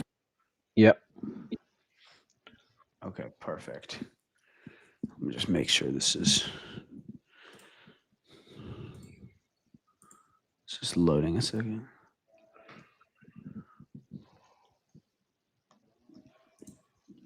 Okay, so one of the things I want to show you guys real quick is something that I've added in here, and it should be in the media library, is a little self-selling video that walks them through it. So if we click the preview link, and it comes in. There's going to be a pop up that pops up on the page once it loads. So you see my screen. Yeah. Uh-huh. You see this little video that pops up. Yeah. This basically, when they come to the smart website after you've kind of gone through automations or you're showing someone in person, however, this is just something that's really important. And you can add this in. It's already part of the library or the media library that I've added in. But what this has in it is basically very simple instructions for them to try out the chat bot and to try out the AI voice agent. Then to go up and secure their 14-day free trial. I know some of you guys said you didn't have the banner. Don't worry. We're going to get all of the updated snapshot to you. But this is really important because what I've experienced, and this is my experience, so just take this because this is my experience. All the people I've landed with smart websites were blown away by just trying the AI and seeing how it sells their customers. Now, we talked about this earlier, but this is really powerful with a lot of demos and a lot of like, hey, you guys want this website, you want Facebook ads. It doesn't make a lot of sense to the business owners. But if they can come in, okay, and you can prompt them to go, hey, call the AI voice agent with your phone, call it right now, ask it to, book a plumbing appointment, come down here, ask it to, book a call or book a call or, ask it a question down here. They see how it sells their prospective customers.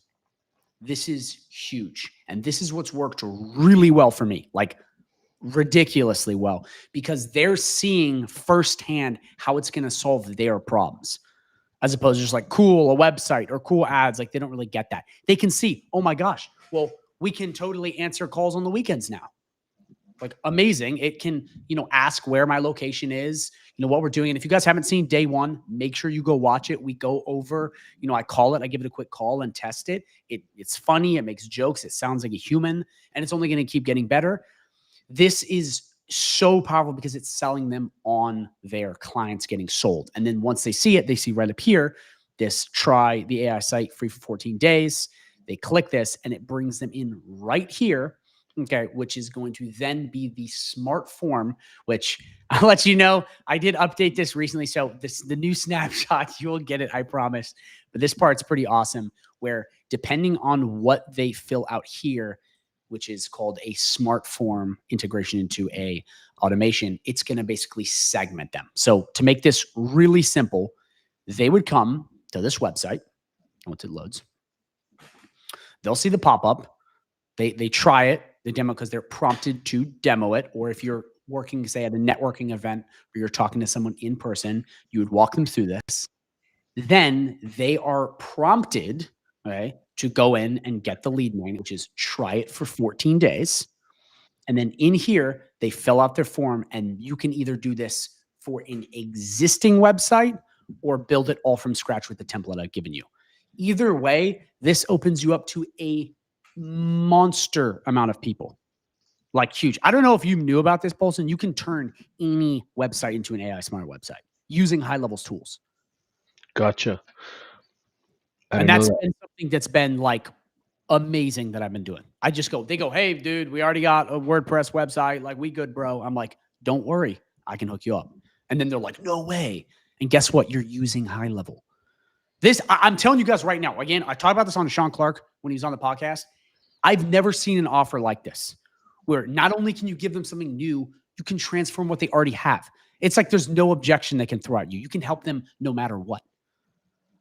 So I'm telling you, it's on another level with this stuff. So, and I have direct videos going through each of these kinds of things, but this is like very advanced stuff. And again, I'm going to harp on this. It is very nice when you have multiple ways to sell someone, not just like, hey, take the product. You can go, hey, if you don't want this, I can also give you this, which works with what you already have. No stress on them, no stress on you. What are you going to say, Polson?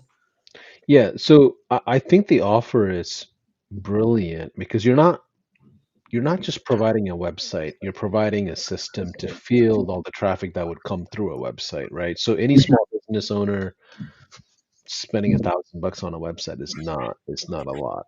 That's very industry standard and average in my opinion. Now, as an agency, just so I understand correctly, Declan, how how are the prospects finding my prospective website? Like how am I finding prospects as an agency? Or how are Right. they, like, are you running paid ads to this, or like where's the traffic coming from, like for us as an agency? Great question. So the traffic is coming from the automations we run. Again, I have stuff about in-person prospecting. We go in the group, we have whole live streams dedicated to this. With building a list, I didn't put a ton on there just because there's so many different, like you can buy a list, you can then go and prospect a list. I have videos on my YouTube channel, which I will share, which go in depth on every option you have on that. That's more of like a strategy based thing. But you can, other than just using the outreach automations, you can run paid ads to this if you wanted to. If you're a beginner, I do not recommend that. It's not a good way to start. Just 2025, please be careful with that. You lose a lot of money if you don't know what you're doing. Number two, you can do any sort of networking. I think John's in here. He's been crushing it with this.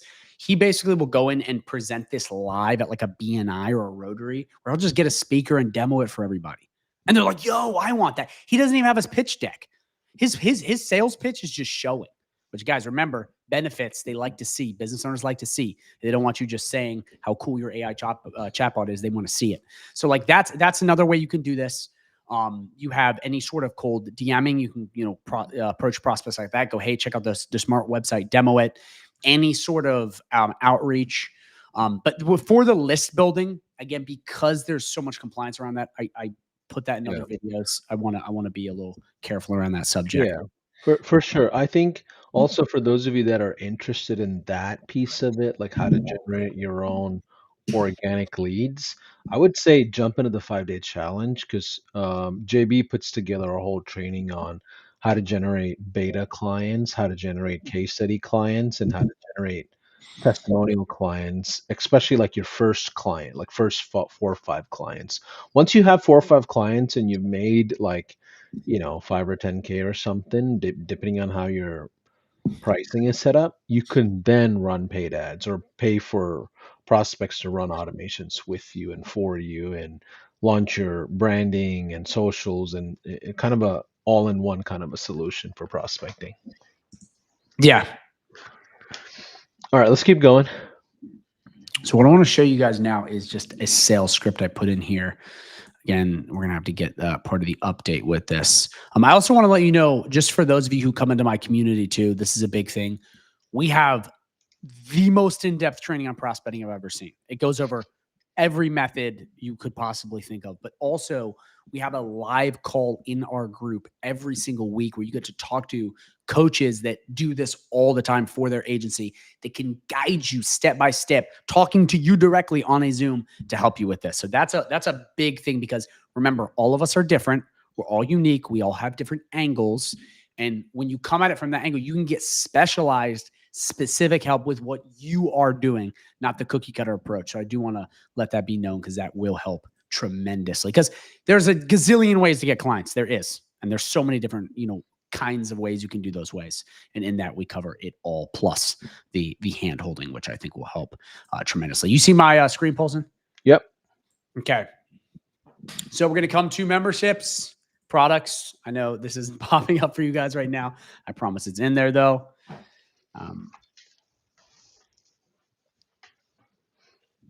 Get this.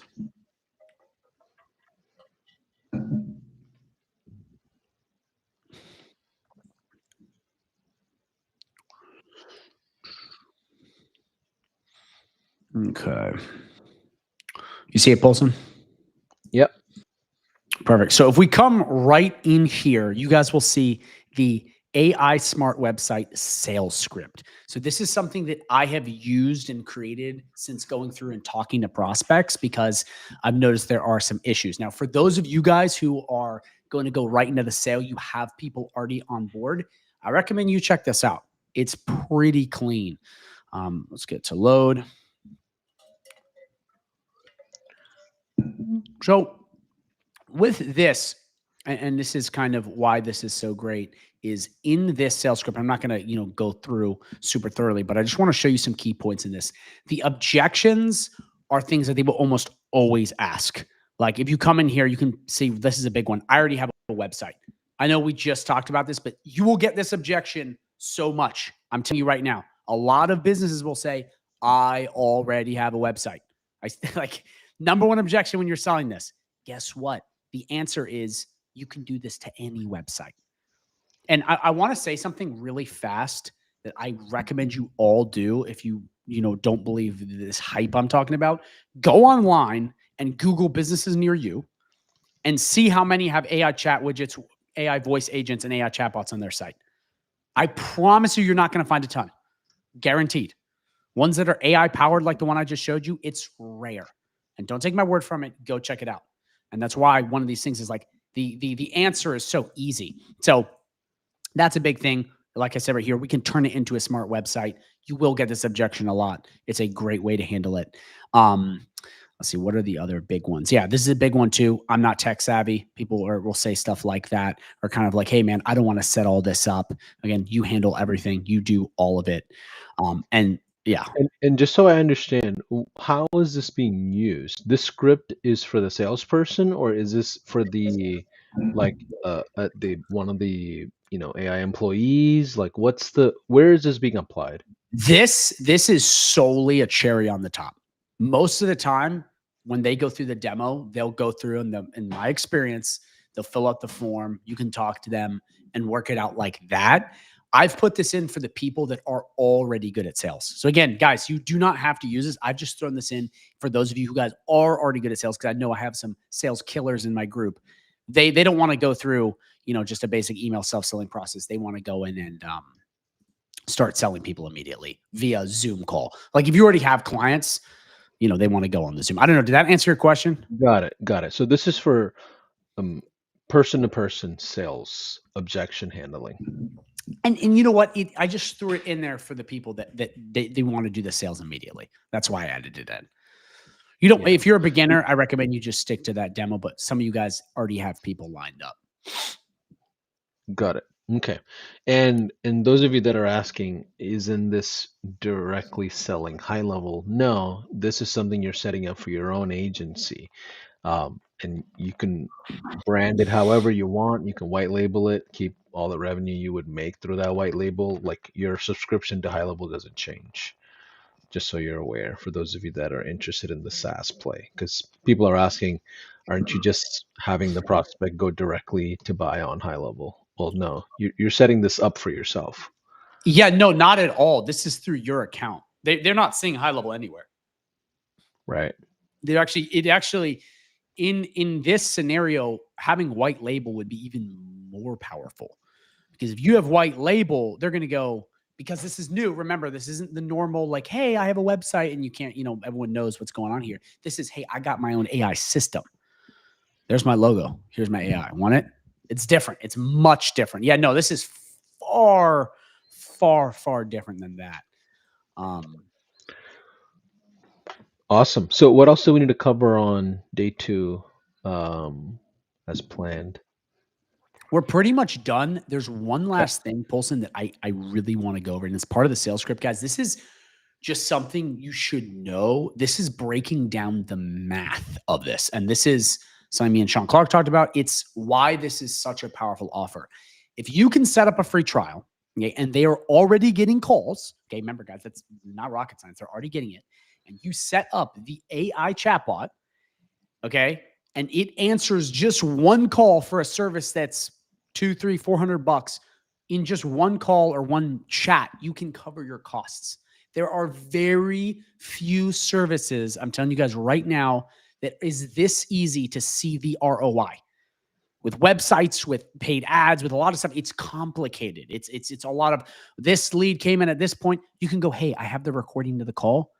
You close Sally over there. Like, oh, thanks. You want more of that?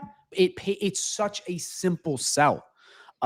Like, man, this is a big, big thing of mine, because I see a lot of people promoting services that are just hard to explain to business owners. They don't get why am I paying ads?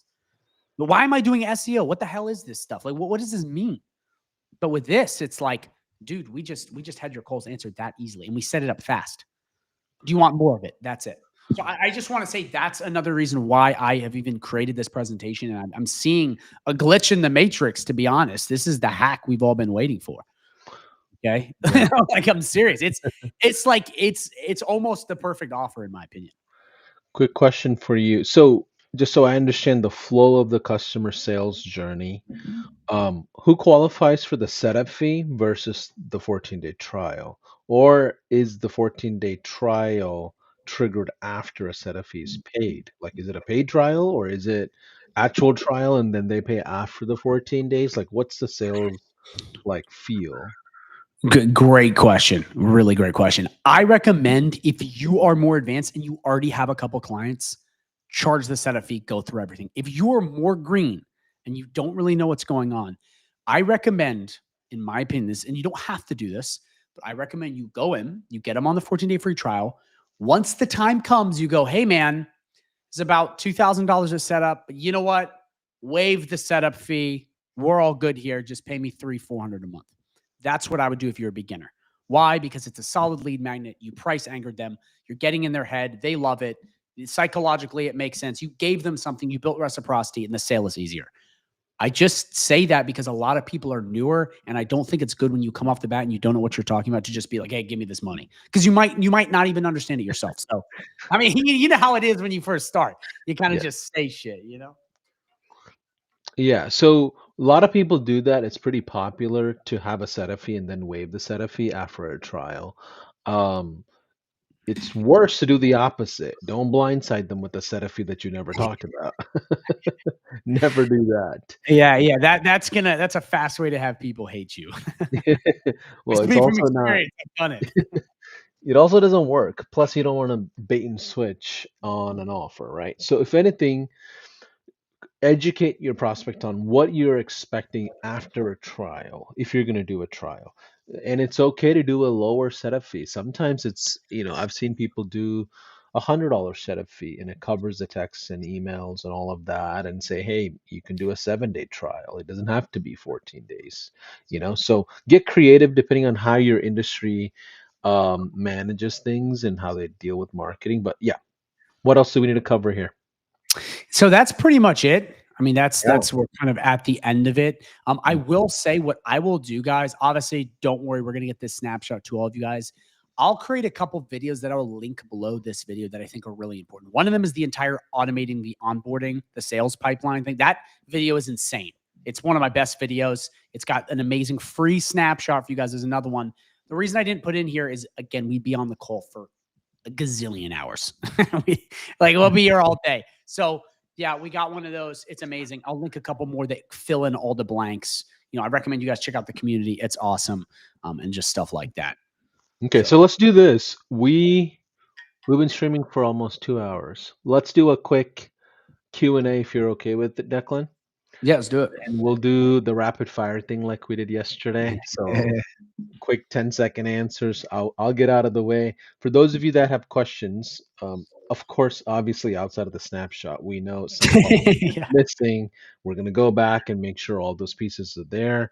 For those of you that want that, make sure you opted into the event Yeah. funnel. This event had a landing page, so make sure you opt into that with the right email. We'll send out all the resources, including the snapshots and documents and everything, as soon as we're done here. So type in the letter Q if you have a question, so that way I can see in the streaming, because I have 4 or 5 different channels. We're live on YouTube, Facebook, LinkedIn, X, Twitch, Kick. Like, we're live multiple places. It's hard for Yeah. me to keep track of all the comments. So type in Q and the question will come to me on our software here. So, first question here is from Derek. Do you charge different AI features by a package, or have a better success just putting all AI agents in one package? So, I guess the question is conversation AI, funnel AI, content AI, voice AI. Do you separate that out or put it all into one? I put it all into one usually. That's Okay. really what I prefer to do. You don't have to do it that way.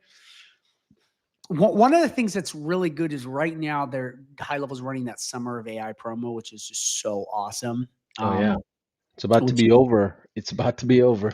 yeah, but that kind of stuff, and whenever they do those, is good to take advantage. I like to keep it all in one.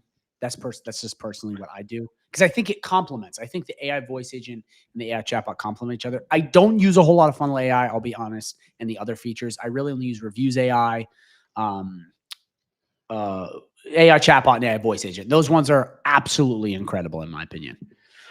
Awesome. Tammy's asking if someone already has a website, what do you charge to transform it into a smart site?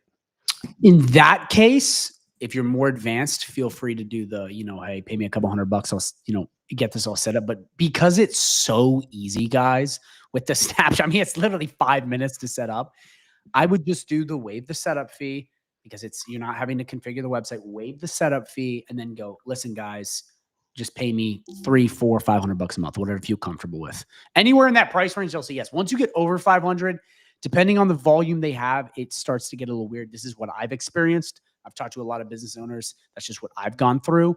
But anywhere in between the 3 to 500 for this, in my opinion, works perfectly. Like they're almost always like, yeah, because you can prove it. Remember, you can go and go, hey, we got you 3 calls, as opposed to you having to sit there and argue with them as to why they're paying you. You just go, you do this or we leave. And it's that simple. It's not like a complex sales pitch. Yeah. It's not easy for business owners to change what they have. So, like, sometimes it's better to leave the website alone, just throw in an Yep. AI employee and get out of the way, and you don't have to deal with the big website project for the next 3 months either. So, One thing real quick, I just want to say, Paulson, you guys just had something pop in my head. This is really big. Massive, massive, massive pro tip here. The more volume a website has, the more clicks it has, and the more traffic and calls, the higher value you can charge. And the longer they're paid. Like if you have a business that is already getting a bunch of calls, which believe it or not, there is really small businesses in my town that get called all day. And they would never want marketing, but they hate picking up the calls. I know this because I talk to them. And I even call them and they don't pick up the phone. So you go, yeah. hey, let me just give you a free trial. Let me answer these calls. Take the free trial. Yeah. Right. If they had SEO build up for the last 10 years, leave the website alone. Yeah. Leave it alone. Yeah. Just throw in the AI employee and field the calls. That's a better solution for sure. Um, Jonas is asking question when sending a voice drop and if mentioned that they have shown interest in the product, I just want to follow up and see if I can help them with what they're looking for and say that if they want to hear more and they can call us back and then have a voice AI agent talk and close them. Is that possible? So he's asking basically if I've already interacted with somebody, can I use AI employee to close the deal? Yeah, but So you're not building a relationship with the prospect. I would do both, if anything. You can't get away from relationship building. yeah, you yeah. So the yeah, he Paulson pretty much answered it. Here's the thing. I know everyone wants like the ultimate like sit in the basement make money thing. You can absolutely do that. No, because it's real. But what I will say is, and I know it because here, let me answer this. The AI voice agent can absolutely work. It can sell them. It's not that. It's more of like, what money do you want later? Because if you build a relationship, there's a lot more money with upsells you can get. And if you're thinking like that, it's a little much more short term. But if you're like, how can I help this person out and truly care about them? You may have way more money down the road. And so you almost have to think of it as Mm, like a long-term investment with the relationship building. So yes, you can absolutely use the AI voice agent to close them 100%, but it's not going to open that door to some juicy upsells, which yeah, maybe it will in the future, but just, yeah. In the world of SaaS, there are two types of churns. There's client churn and there's revenue churn. You will see revenue churn when you don't build the relationship, right? So just side note. Anyways, let's go to Greg Beasley. So we'll keep going for about 10 minutes, okay? And we'll stop the stream here at yeah, one. you just keep shooting them. Yeah. So Greg Beasley says, does voicemail drop only work if you have prospect's phone number? Does it only work if you have the prospect's number? Y- Yeah, I think what he's asking is, do you have to have the prospect's mobile number? Oh. It should So, work with really any phone. I know I've done it with yeah, landlines before. So I mean, yeah. from the top of my head, yeah, you do it with anybody. If they have a voicemail set up, regardless of what number it is, it typically should work ringless. Yeah. Okay, Jason's asking if turning into smart site for a client, do the leads then go into the CRM or GHL contacts? Well, yeah, Jason Dean is asking if turning into smart site for a client, do the leads go into their CRM or GHL? For if it's new, like you're adding it onto a website, like you're turning it Yeah, to a I smart web. think what he's asking is, turn, do we convert the leads into the CRM for the customers? Yes. Ultimately, yes. The prospects that are coming in through the websites that you're setting up for the clients, you should go into their CRM. GHL has CRM capabilities, of course, that you're turning on. So pipelines, calendars, all those things, smart lists. You're ultimately setting up a CRM on the back end automatically for the customers, if that's what you're asking. Um, is that something you do as well, Declan? Like you make sure they understand usage of the CRM and they understand the prospects are coming in there? Yeah, I mean, it kind of all happens automatically. That's the beauty of high level. As soon as someone comes in, they get put in contacts by default. Right. I mean, it's just kind of something that happens. Yeah, I mean, you could absolutely. That's actually a really good question. Now that I think about it, you could actually tell them that they're getting a smart website plus an entire database CRM. You could do that too. That makes the deal sweeter because it's going to happen by default. Um, yeah. Quick question for you on that note. What I asked this yesterday, I think you had mentioned you're going to cover it. What does onboarding look like after they have went through the trial phase or if they enter the trial phase? Like you as the agency, do you jump on a kickoff call with them or like what's the Yeah. So I added this into the snapshot a little late, so I don't want to bring this because it's going to cause another episode here. But I have another automation for you guys that I just threw in there. So basically what happens is when you look at that form, depending on what they click, whether they click, and I can show you guys very briefly if you want to see it. It basically what it does, Paulson, is as soon as they come in, depending on what they click on the form, they have a website or they don't. It sends them a different email. If they have a website, it asks them for login information to said website, or they can hop on a quick call. And the other one is basically the same thing. And that way, because if you have someone that's ready to go, they'll send you their WordPress login and you're off to the races. It's that easy. I've done this personally. It works. But not all business owners even know what their login is. That is also something that happens if they don't have a dedicated person. That's where hopping on a call may be the best option for onboarding. But I've seen it work both ways in my experience. yeah. But that is in the snapshot. We were already having trouble with stuff loading. So last thing I want to do is bring that up and then people were like, We'll make sure the snapshot's working for you guys. yeah. Tammy's asking, what do you charge to transform their site into a smart site? Depends on the industry ultimately, but it doesn't take more than 5 minutes for you to transform it with what we're describing here, right? Do you have a certain fee that you charge normally for that? For transforming, yeah, I usually just $500 flat. Okay, got it. Someone's asking if I want to sell a virtual buy local business card in my town, can GHL do that? And how would you do that? Um, I it's have a no fully idea. loaded. Yeah, I don't know either. Wait, what's a buy local card?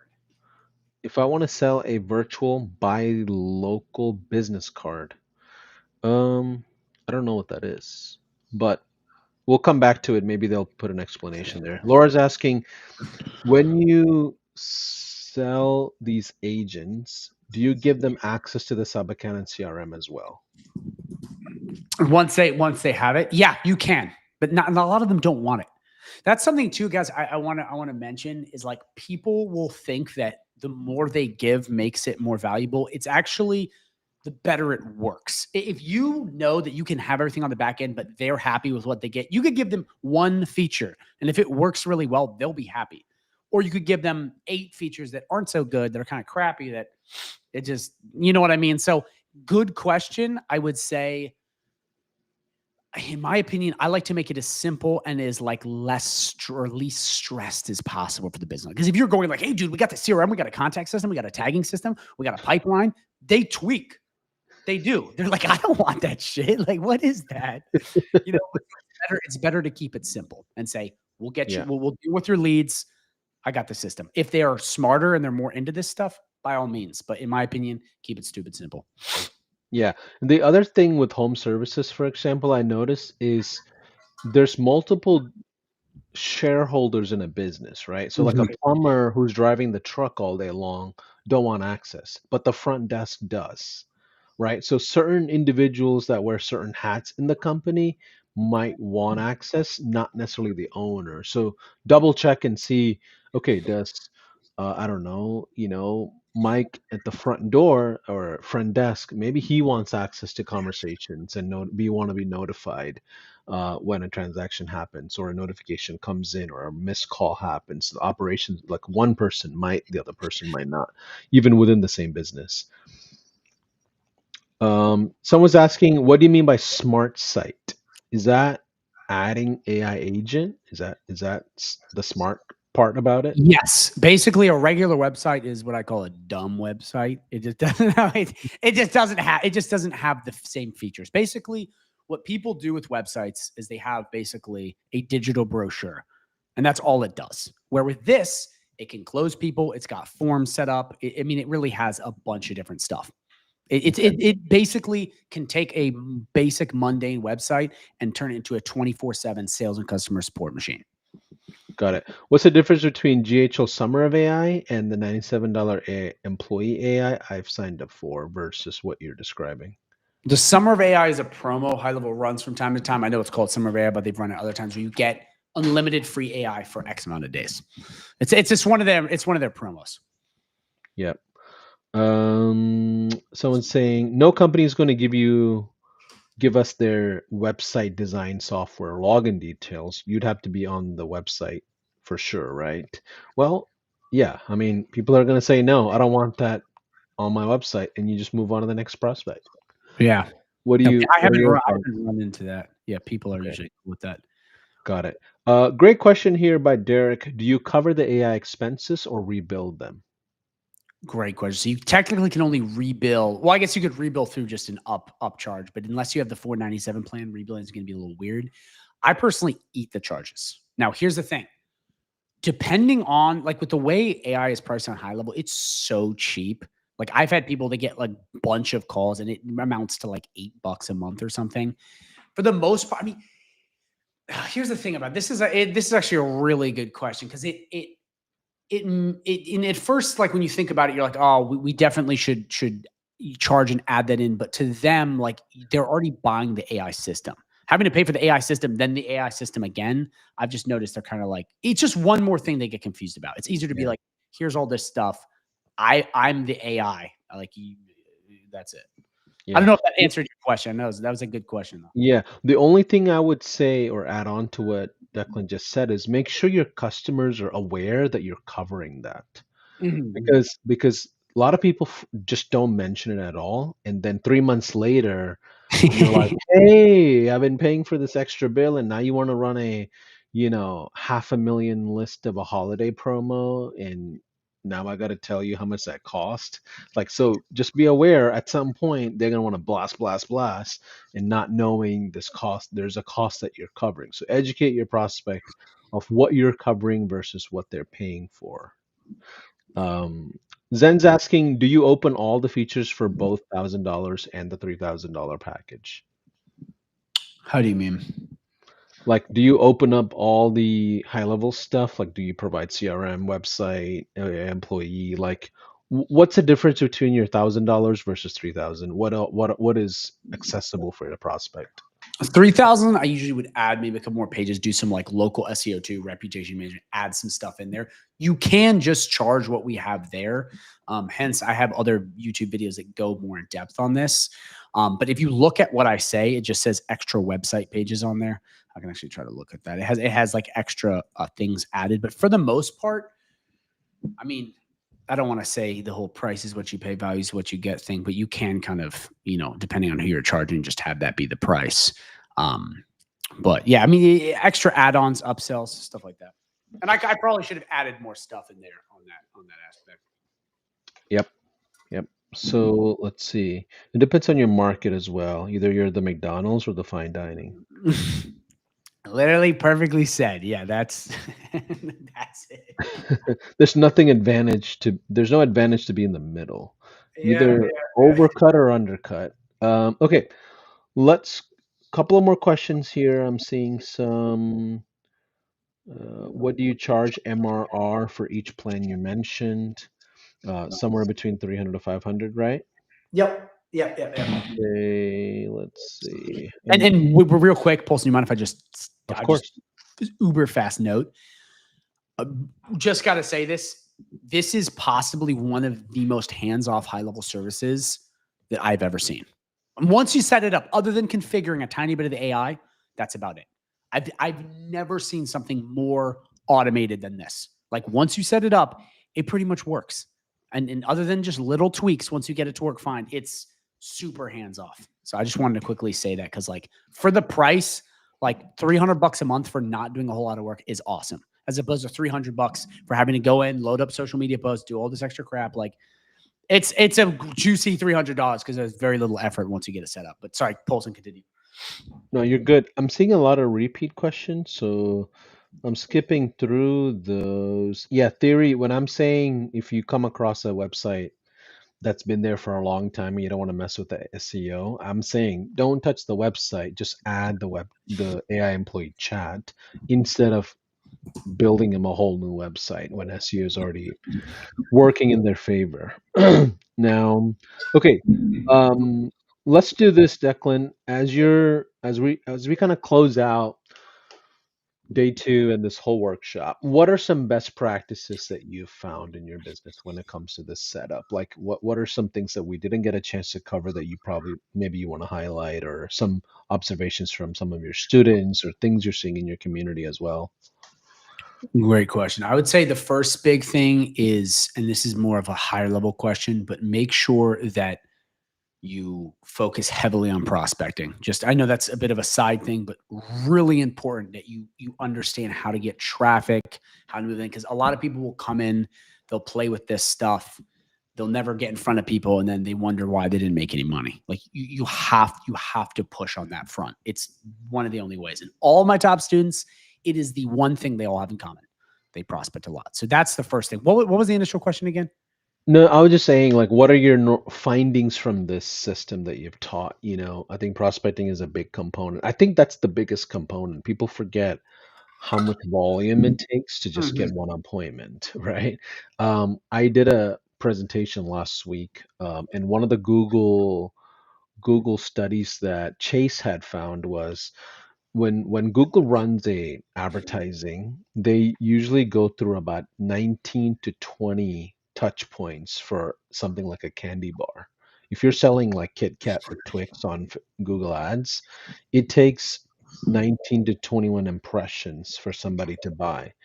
Now, if you're selling like an airline ticket, it takes over 450 to 550 impressions before someone buys an airline ticket.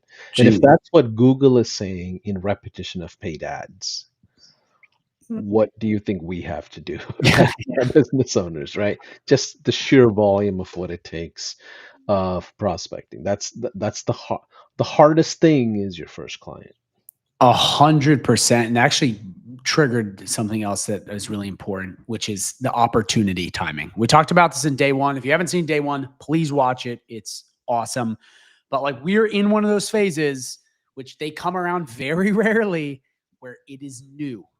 And you got a good year to 2 years where everything is fresh. No one really has this. I mean, again, don't take it from me. Go on Google and look up all the businesses in your town. I promise you, the vast majority will not have these AI features as of the making of this video. They won't. Like, this isn't like trying to sell websites. You know what I mean? This isn't like trying to sell ads where you have to go through this same stupid, like, oh, we're better than them because of our core, mission, stupid stuff like that. With this, it's like, dude, you don't have it. We can solve your problems. We can save you time. We can save you money. You want it or you don't. Like it's so easy. Like you guys have to understand when I first got started, there was nothing like this. It was way harder to make money online. Now it's like as long as you're willing to work hard, put in the effort, try and use AI, it's so much easier than it used to be. I mean, Paulson, you had a successful agency. It was I mean, we didn't have AI. Like this shit was hard. You know what It I was mean? rough. It was rough for many years before it started Yeah. start working. And um, yeah. Final thoughts as we close out. What are the final thoughts, takeaways? How would you sum up this whole workshop that we did last 2 days? There was a lot of stuff. it was. I would say, and I'm gonna double down on this, start implementing this ASAP. You have the winning wind at your sales. Go out and do it now. Prospect right now. It's a blue ocean. It's new. I'm telling you, it's man, it's like investing in stocks or these kinds of things when they're very low and then they explode. You don't have a big window. That's why, like right now, make sure you're using high level. Okay, make sure you're investing in yourself. Make sure you're on my YouTube channel, watching my videos religiously. I'm telling you, everything I put out, it is here to help you. And right now, you have that winning wind. Okay. You also, like Polson just said, you got high level support. You got people helping you with a snapshot. Like it's never been easier. You just have to put in the effort. And please, for all of you guys, do yourself a favor and put in the effort. I mean, you can go onto my YouTube channel and look at the testimonials we have. And I'm telling you, it is proof that people, even ordinary people, can do this. Again, you have to work hard. There is no such thing as a get rich quick. Like you have to put in the effort. But I'm telling you right now, it has never been easier to do this stuff. I'm just saying, like it is. I mean, it's a gold mine. So that's what I would say. It's not much more than like take advantage of the greatest opportunity ever. Pretty much On it. that note, Declan, it's been fun. Oh, I thank had you, man. a I blast. appreciate you taking the time. You spent so much of your day listening to me rant. I appreciate it.